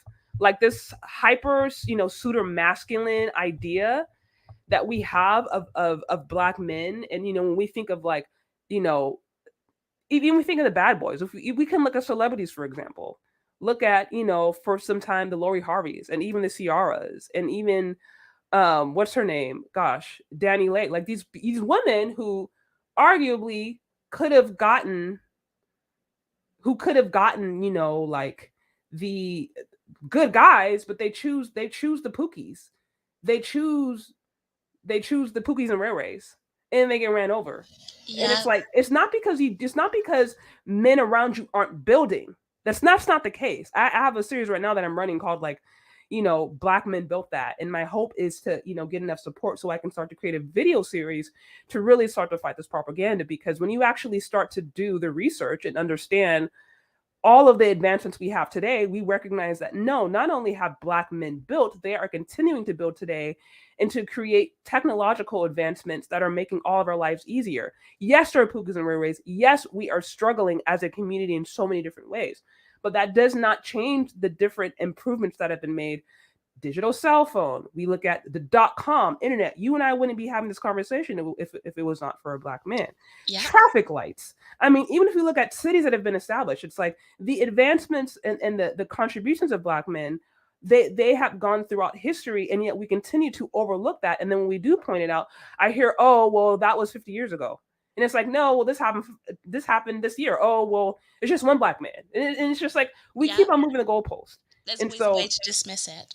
yeah, and it's dismissive, and I'm like, what, I don't, that's one of the things I'm passionate about, and I'm hoping, to get, to do more. Again, you guys, for those of you who are on shameless plug, if that interests you, if you guys want to support the Black Men Built That campaign, as I mentioned before, I'm creating, hoping to create a video series where I focus on the different contributions. We're talking, technology, science, medicine, infrastructure, engineering, just the different advancements that Black men have done in the past and the present to start to fight against some of this ideology. So if that interests you, sign up to become a channel member. You can do it for as low as $4.99. Because as you mentioned before, Jessica X, there is so much negative, and I would say propaganda, because it's not true. There's just so much negative lies regarding that particular idea that is just not true.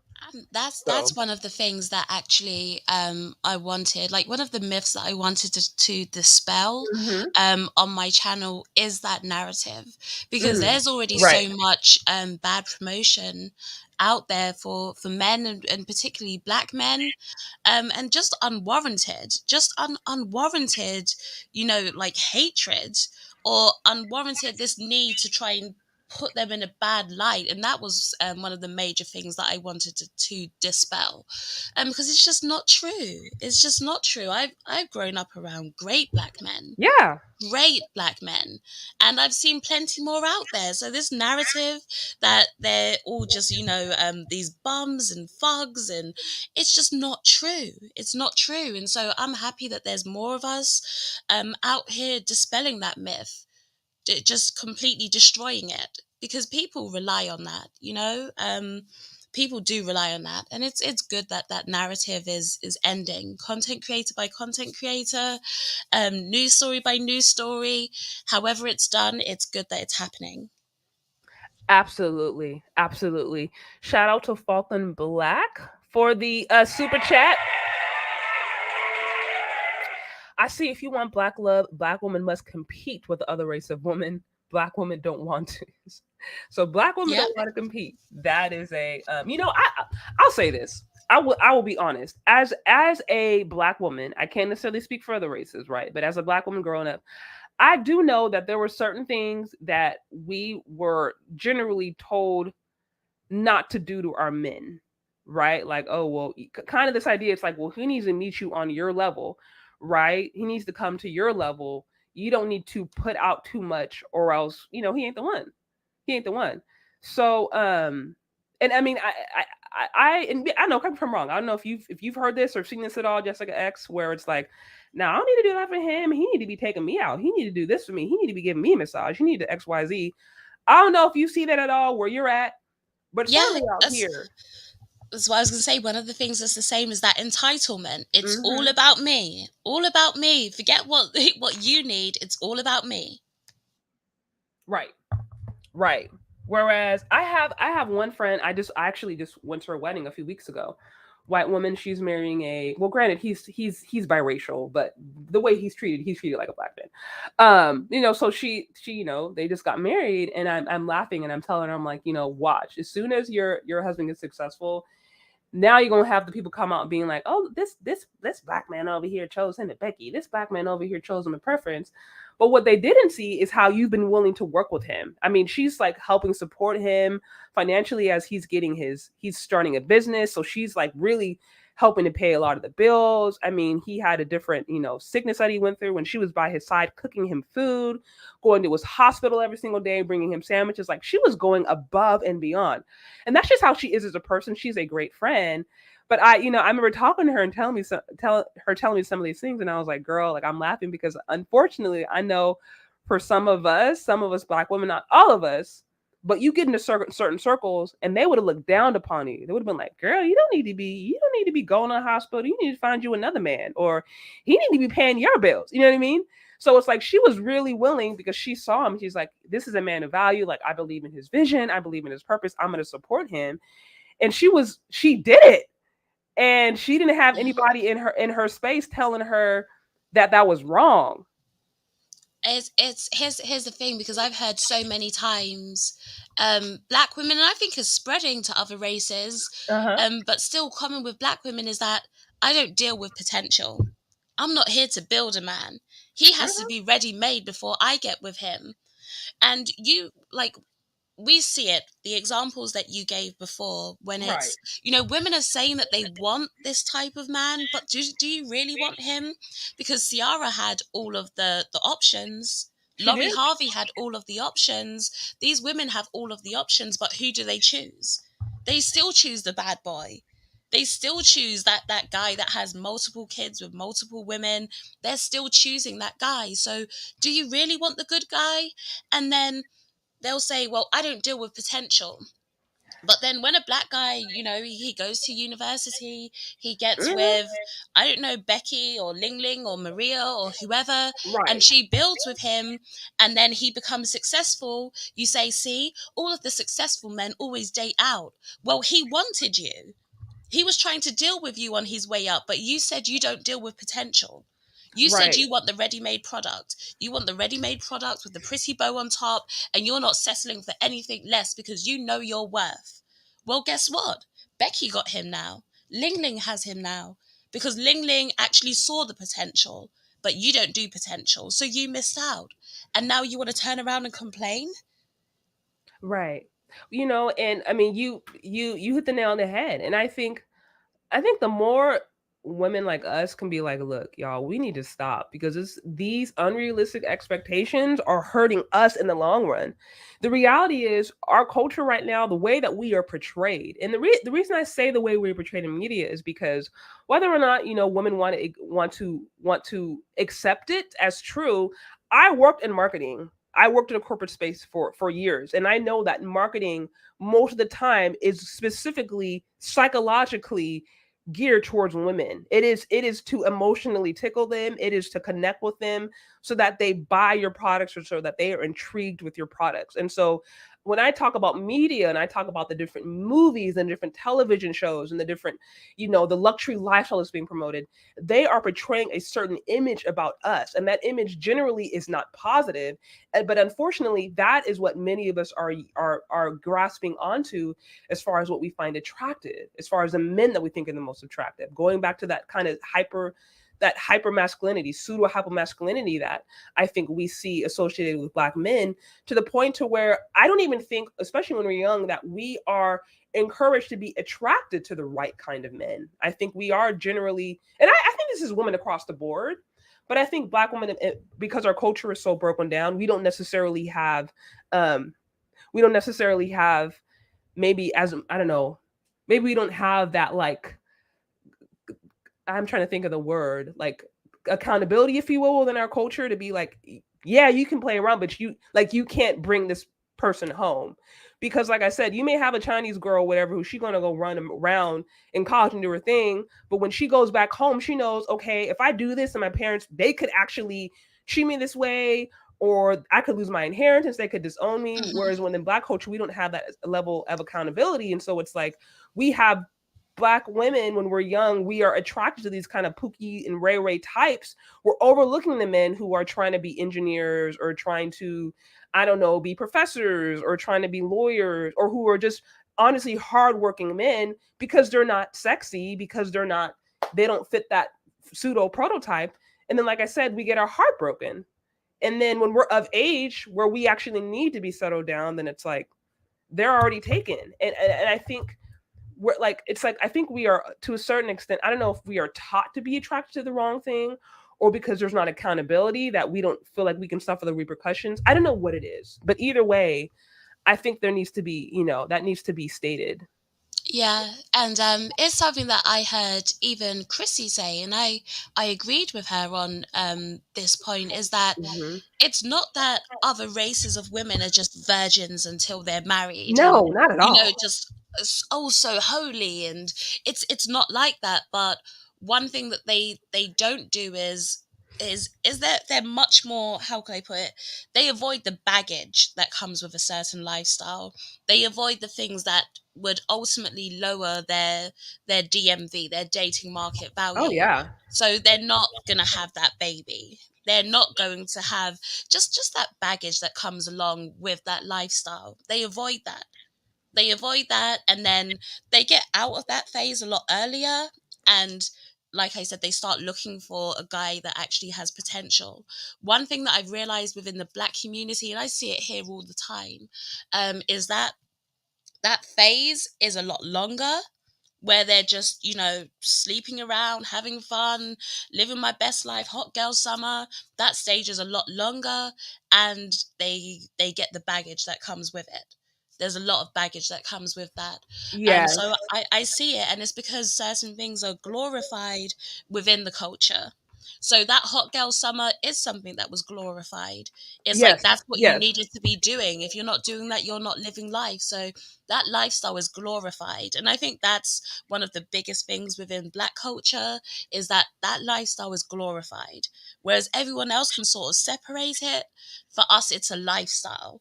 It's glorified. It's who we need to be. Right.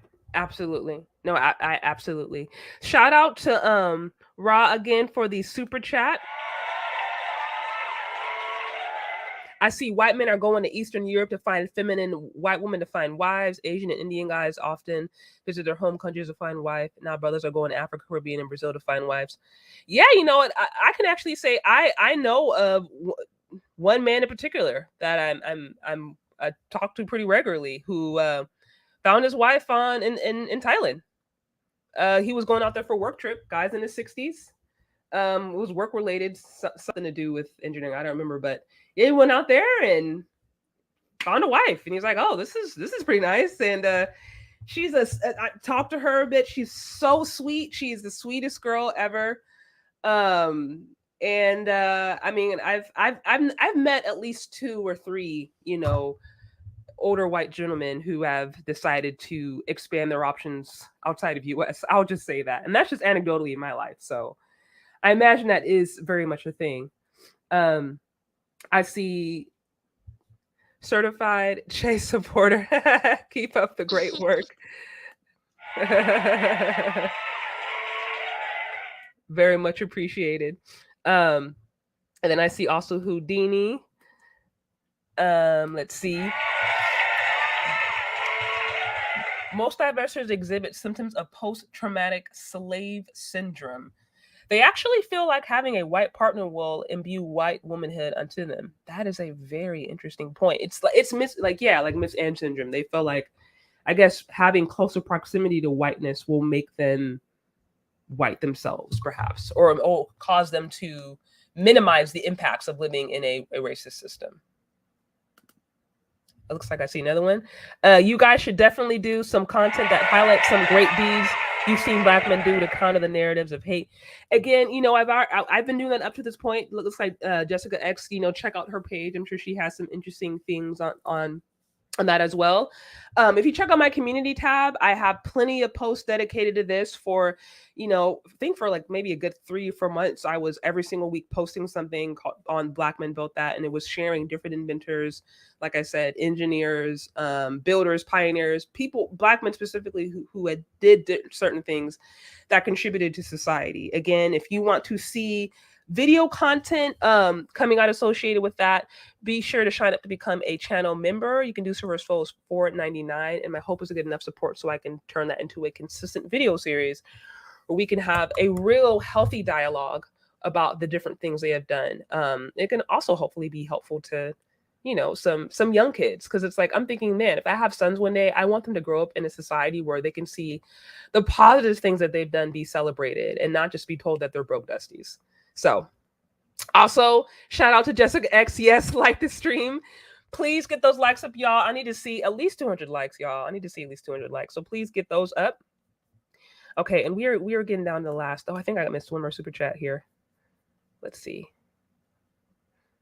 Oh, I see. Okay, not struggle love. Meanwhile, Amari Hardwick, before I found him sleeping in a car homeless. Okay. Struggle love, you will find struggle love everywhere, y'all. I think it's safe to assume that you will find struggle love all across the board. Please, y'all. That's facts. And then Jordan Smith, we see if a young black man says he wants to be an artist, young woman will say he's green and lame. But if a young man says he's a drug dealer or a scammer, she'll make sure he give him kids and king treatment. I wish I could say that wasn't true, but I've talked to enough black men who are building and are builders and who have been in professions where they're building, and they have expressed that sentiment. So I know that's not true for every black woman, but I know that there are also black women out there who do share that sentiment. Like, let's just, it is true. Okay, so down to the final question. Jessica, so would you say should black men and women unite on an international level to halt the attacks against the black family? And what do you think that would look like? I think we should, because we're living in an age where we're the closest we've ever been. We're not separate anymore.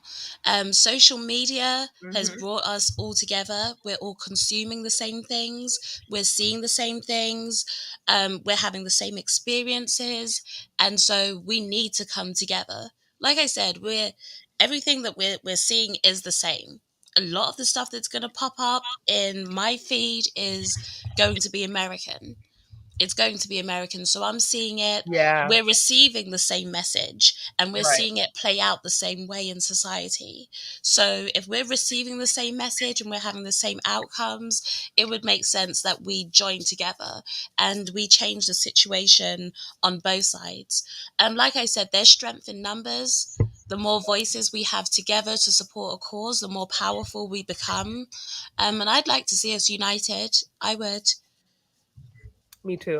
The message is the message, and like I said, the more people that we have putting it out there, the better.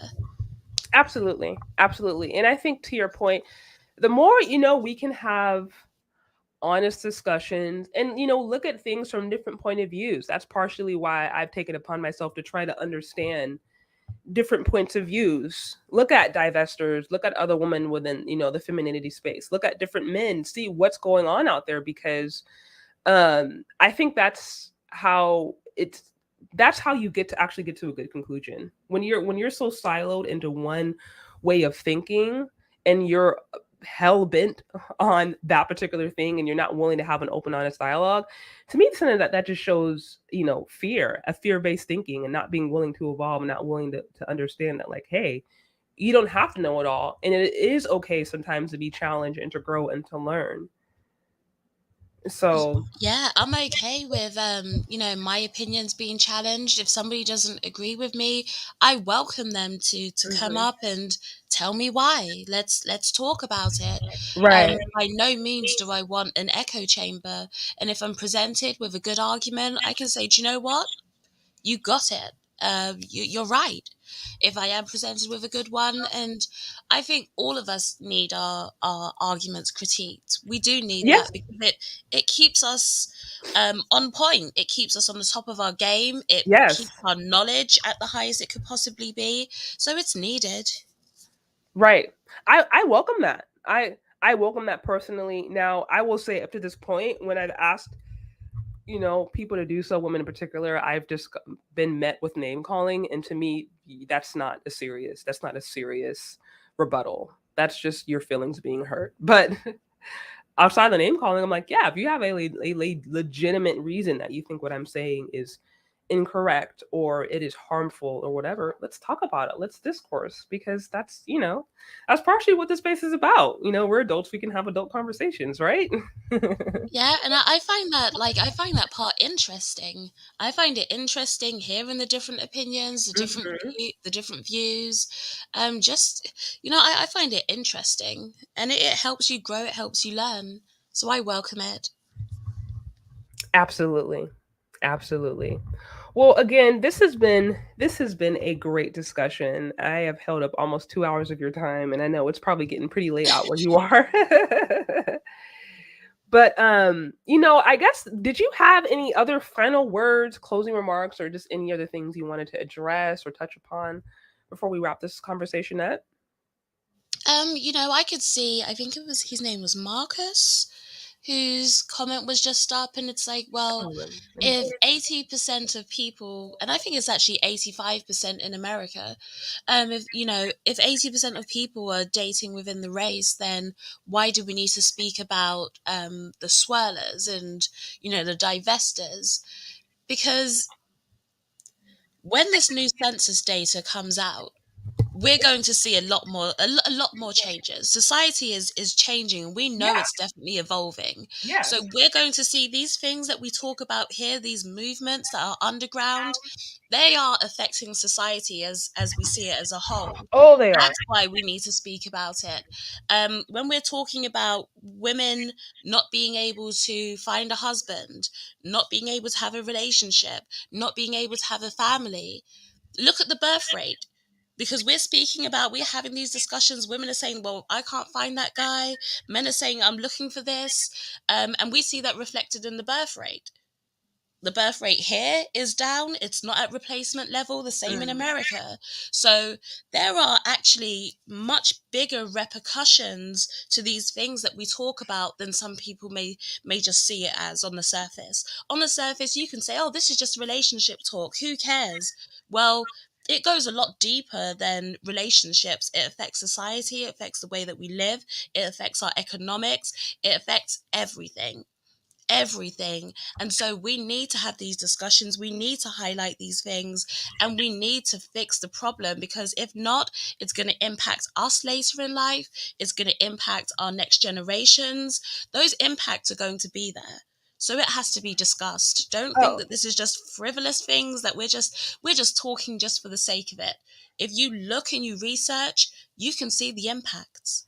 oh, absolutely. If you talk to even if you talk to young boys, I mean, there's young black boys growing up now saying, "Well, why do black women hate me?" I mean, I've heard this. I've seen this. These are young black boys saying this, and they're saying, why do young black girls hate me? Like, I don't understand. And I think, to your point, the message, even though the behavior right now may not be to the point, the message is so loud and some of the message is so damaging that it's only a matter of time until it starts to affect the younger generations. And so I think, we owe it to ourselves. I certainly feel this way. It's like, if I or when I have children, it's like, I don't want them to grow up in a space and not feel like they have the tools necessary to know how to navigate through some of these different lives. I want to have black boys who can see that there are things that they did that were positive, that were celebrated, and not feel like they're going to grow up in a culture where they're going to receive hate all around them. And of course,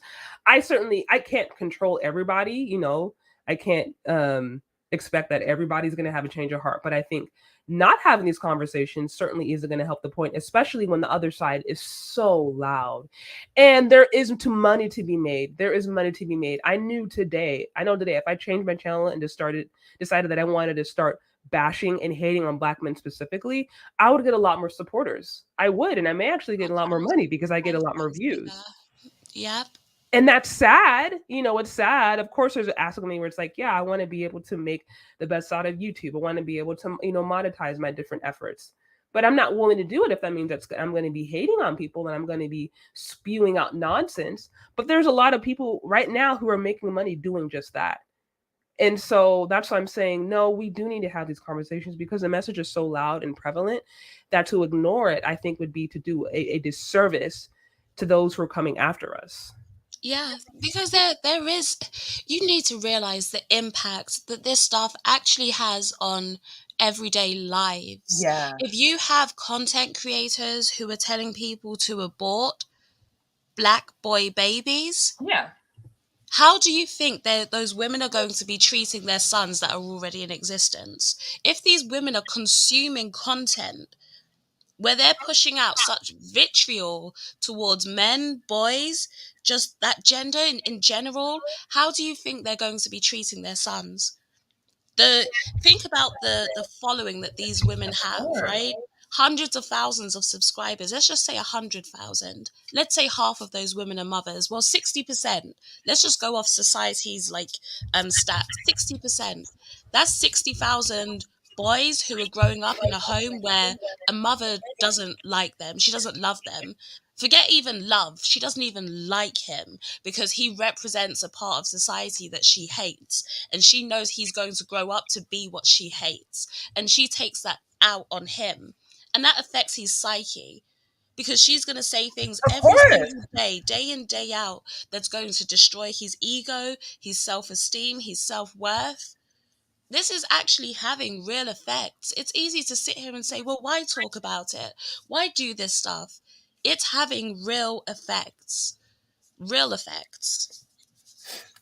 No, absolutely. Absolutely. And like I said, um we see it on both sides. And this goes to the fact that, look, black people, period, whether in America, UK, or whatever, the foundation of certainly black people in America was trauma, right? That was their introduction into this nation. So certainly there is still mindsets and different things that many of us are still working through, whether it's just behaviors that were passed on, ideas that were passed on. And so it's like, we know that this affects both men and women. And I don't want to act like it's not happening on both sides. But what I will say, I believe, is that there is more money to be made and there's more support associated with hating black men than black women.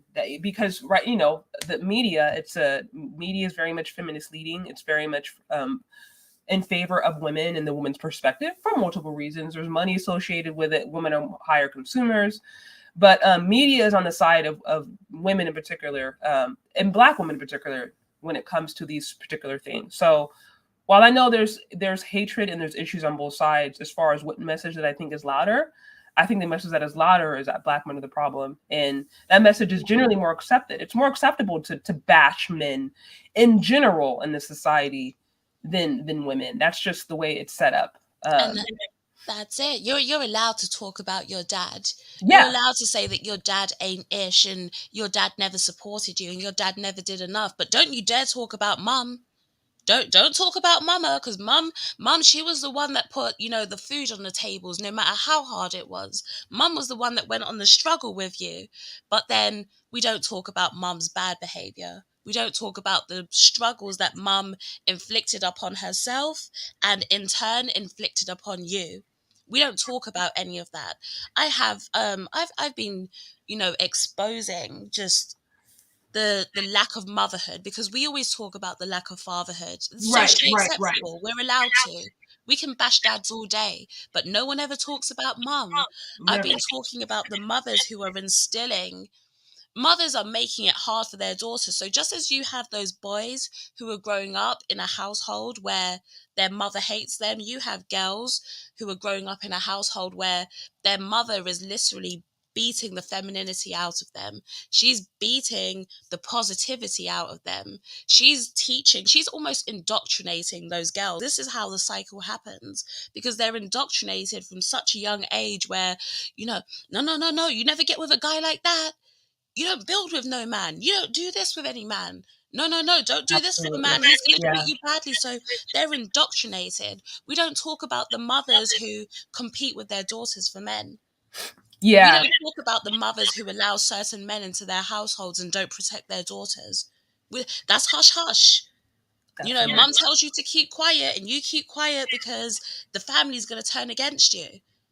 And mum knows what's going on, but she doesn't speak. We don't speak about those things.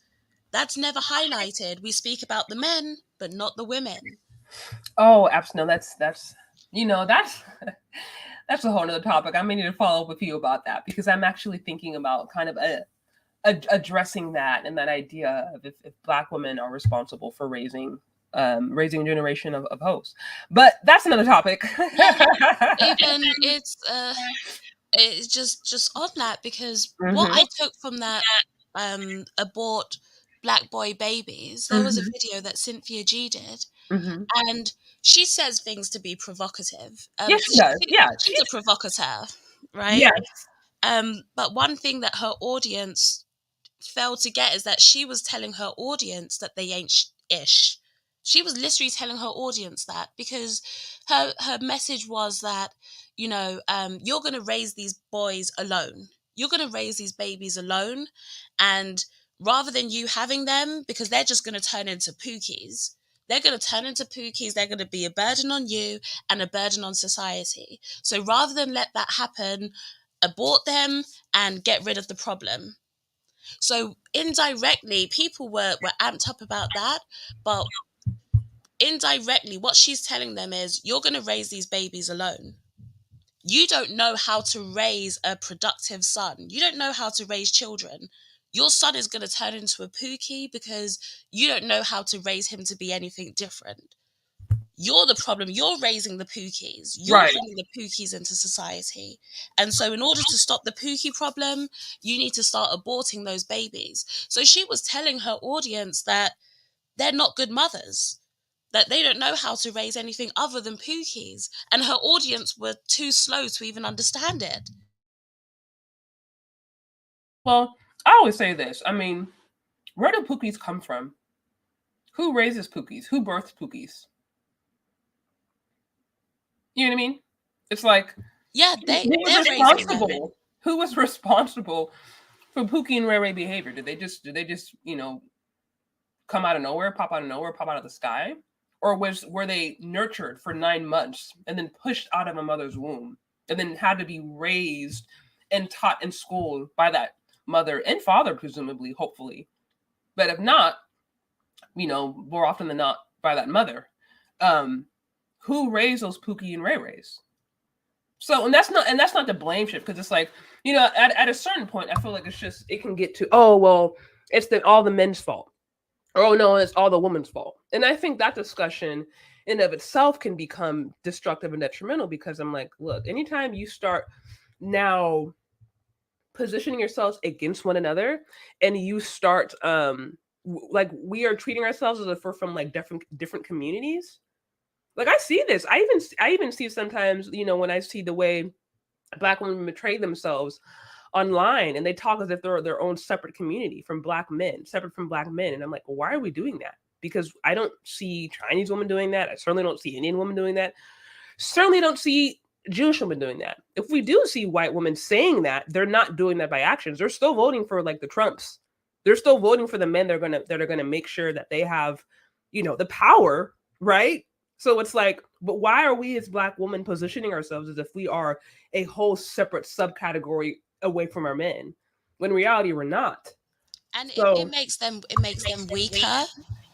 You're stronger when you're with your men. Like I said, there's strength in numbers and there's strength in community. So you're always going to be stronger teamed up with your men. you're always going to be stronger that way. And I think one thing that we have to realize is that when all of this stuff is going on to the outside world, although we can make a separation, the outside world is viewing us as one. They view us as one. So the image that you're trying to put out there of black men, it affects you too. And people need Right. to be mindful of that. Right. And that's what I don't know. I don't know that there is a clear understanding of that. When we as black women are, when we're quick to throw black men under the bus. And here, listen, I'm not saying that we can't have honest discussions about the challenge that happen. Black men, I've heard it said like, oh, black men are doing so well in America. I don't know that anyone in America, from a general standpoint, I think a lot of Americans period are struggling, especially now during the pandemic. That's black men, that's black women, that's white men, that's white women. I mean, I listened to an economist. I can't think of her name on the top of my head, but she recently did a video, and I think it was called it's like the cruelty of false hope. And it was basically it's a book that's talking about how a lot of white women in particular right now are enraged, and they are going towards a more far right approach. Some of them are turning about to like neo-Nazism because they feel like, one, their country is being taken away from them, and secondly, because of the economic challenges. So this is a white woman who was talking about the economics that are impacting not only everyone in particular, but especially white men. And so that's what I'm saying. I don't pretend that people aren't having challenges all across the board, and that black men aren't having certain particular struggles, that they're not having particular challenges. I don't pretend that doesn't exist, but it's like we have to be more open and honest about it, and we shouldn't get into blame shifting, and we certainly should not put ourselves in a vulnerable situation.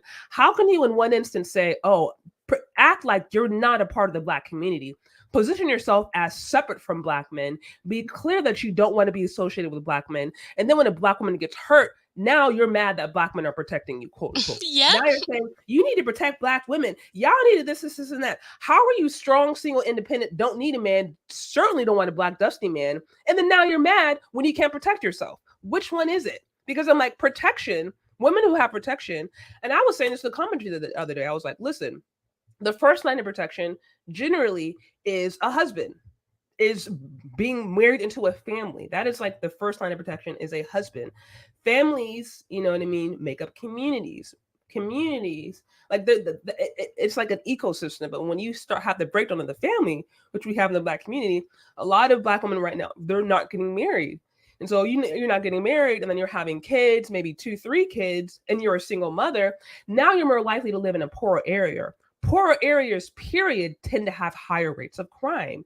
And so I think, okay, if we really want to have this conversation about protecting black women, what does that look like systematically? Like, because we can just throw this around, but are you saying all single mothers need to like hire bodyguards? Should there be like, groups of black men patrolling the areas at all times? These black men wouldn't want that. They wouldn't want black women patrolling the areas and making sure random single black women are protected. So it's like, what do we really mean? Because I don't know if you remember, there was an example where, the Chinese store owners, there was a nail parlor where a guy punched a woman in the face. One of the Chinese guys punched one of the black women in the face. Ooh. And black men came out there the next day and said, "You're not going to treat our women like this." And black women started moaning at the black men, saying, "I need to get my nails done. Oh, yeah. You're bothering me." Yep. There was another one where, in the weave store, the beauty supply store, again, a black woman was attacked. The black men sat outside the store protesting. The weave shop owners put on a sale, and black women were lined up down the street to buy their weave. Yep. So I know exactly what you're talking about. And they stepped up to protect, and you said, "Listen, you're bothering me. I don't need your protection. I need my weave more than I need protection. No, I that need is to get my nails done more than I need protection." facts. I did a video on that where I was like, okay, why are the black men who do protect black women they're not being talked about? See, and here's the thing. So for those who say, look, okay, some of these divestors, these content creators, they're not talking about all black women. They're just not talking about dusties. Granted, then why don't we actually celebrate the men that are doing the right thing? Why do we spend 100% of our energy focusing on the men who aren't doing good stuff? Because if the argument is that, like, hey, there's a lot of dusties out here that are bad, these are the kind of men that we should support. Okay, then find the black men who protect black women. There's one article or one event that happened a few months ago where it's like a man went in a burning house and saved his twin daughters. He ended up getting like burned, I think, on the Yeah. half of his body. Meanwhile, what had happened is I think he went to the store and his grandmother and aunt or something were inside. The house burns on fire. They run outside. The babies are inside of the house. He gets there. He sees it. He's like, "Oh my gosh, I don't want my daughters to die." He risked his life. Gets part of his body burned, but his daughters are safe and well and okay. And I'm like, to me, I'm like, wow, this is a man. He put his life on the line. I'm like, talk about protect black women. Two beautiful baby twin daughters. His father put the life on the line for them. Why didn't I hear anybody talking about that? You Because have it other. doesn't fit the narrative. Yeah. Yes, and that's what I'm saying. It's like if we can say, "Oh, they're not talking about," because I've heard that. So when I say, "Look, this channel literally says black men are devils," it's like, "No, she's not saying all about black men." It's like, granted. Well, then why aren't we covering the stories of black men who are doing good things? Because best believe they are out there. And that story, I think that was like on ABC or something. Like it wasn't like some random blog. It was on a pretty well known site, and there are stories after stories of this happening, and yet we don't hear that being covered off. So it's like, okay, well, what are we really talking about, or are we just working backwards from our conclusion?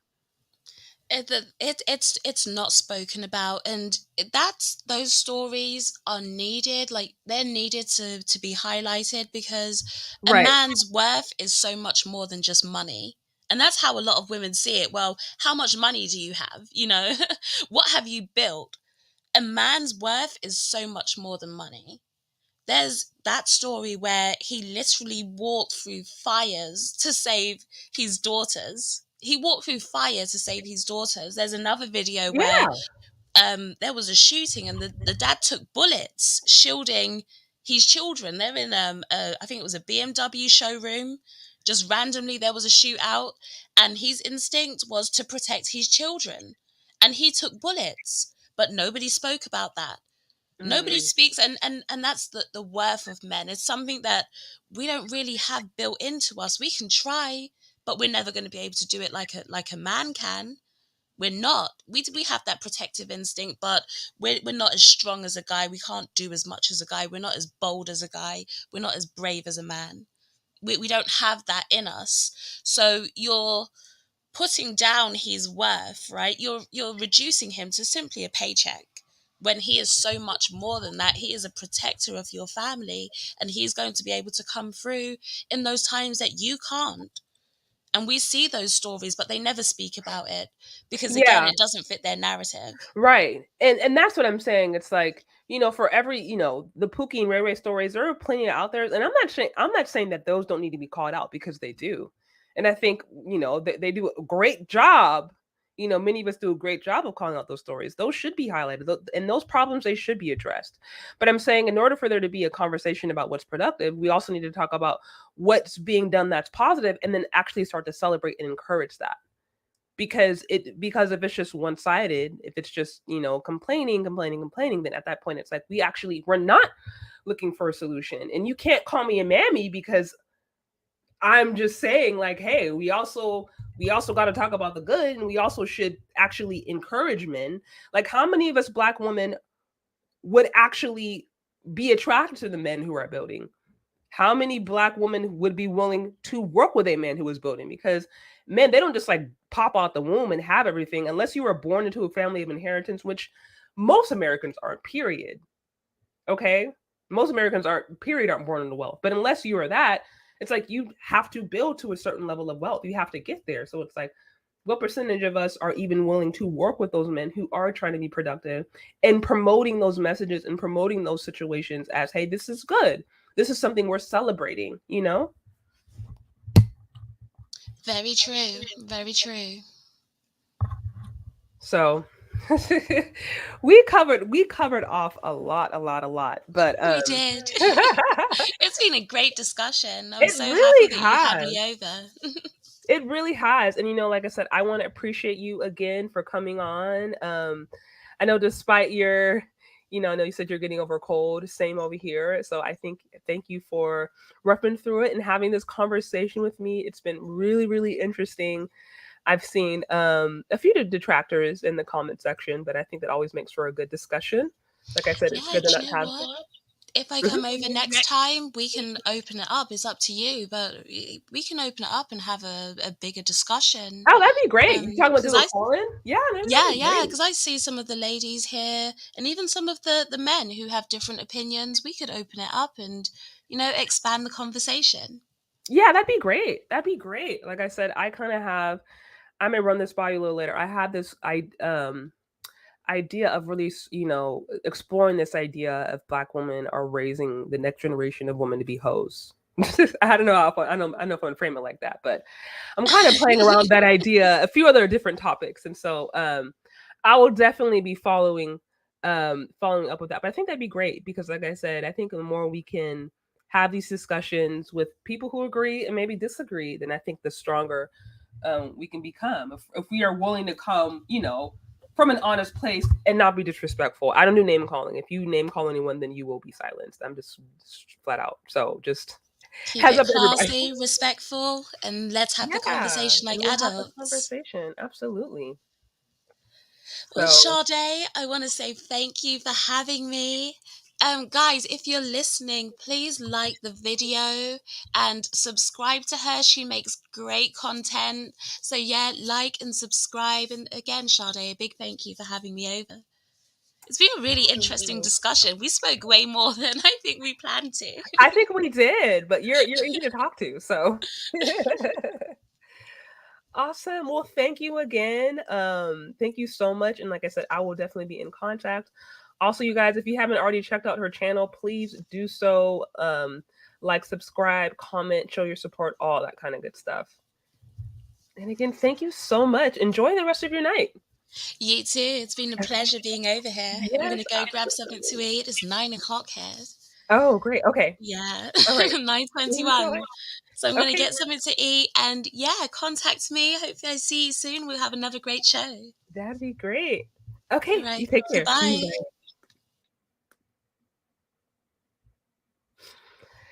So, again, I want to thank all of you lovely supporters who have joined me today in the discussion with the lovely Jessica X.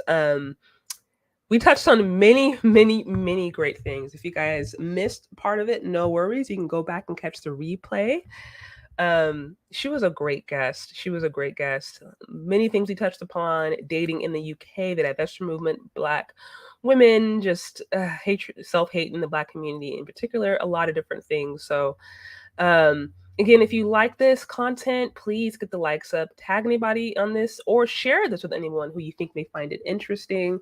Next time, I think we are going to have a time where we can have a few of you call on, since I did see a lot of spirited comments in the comment section, a lot of supporters and also detractors, and I think it would be helpful, to have those discussions with people.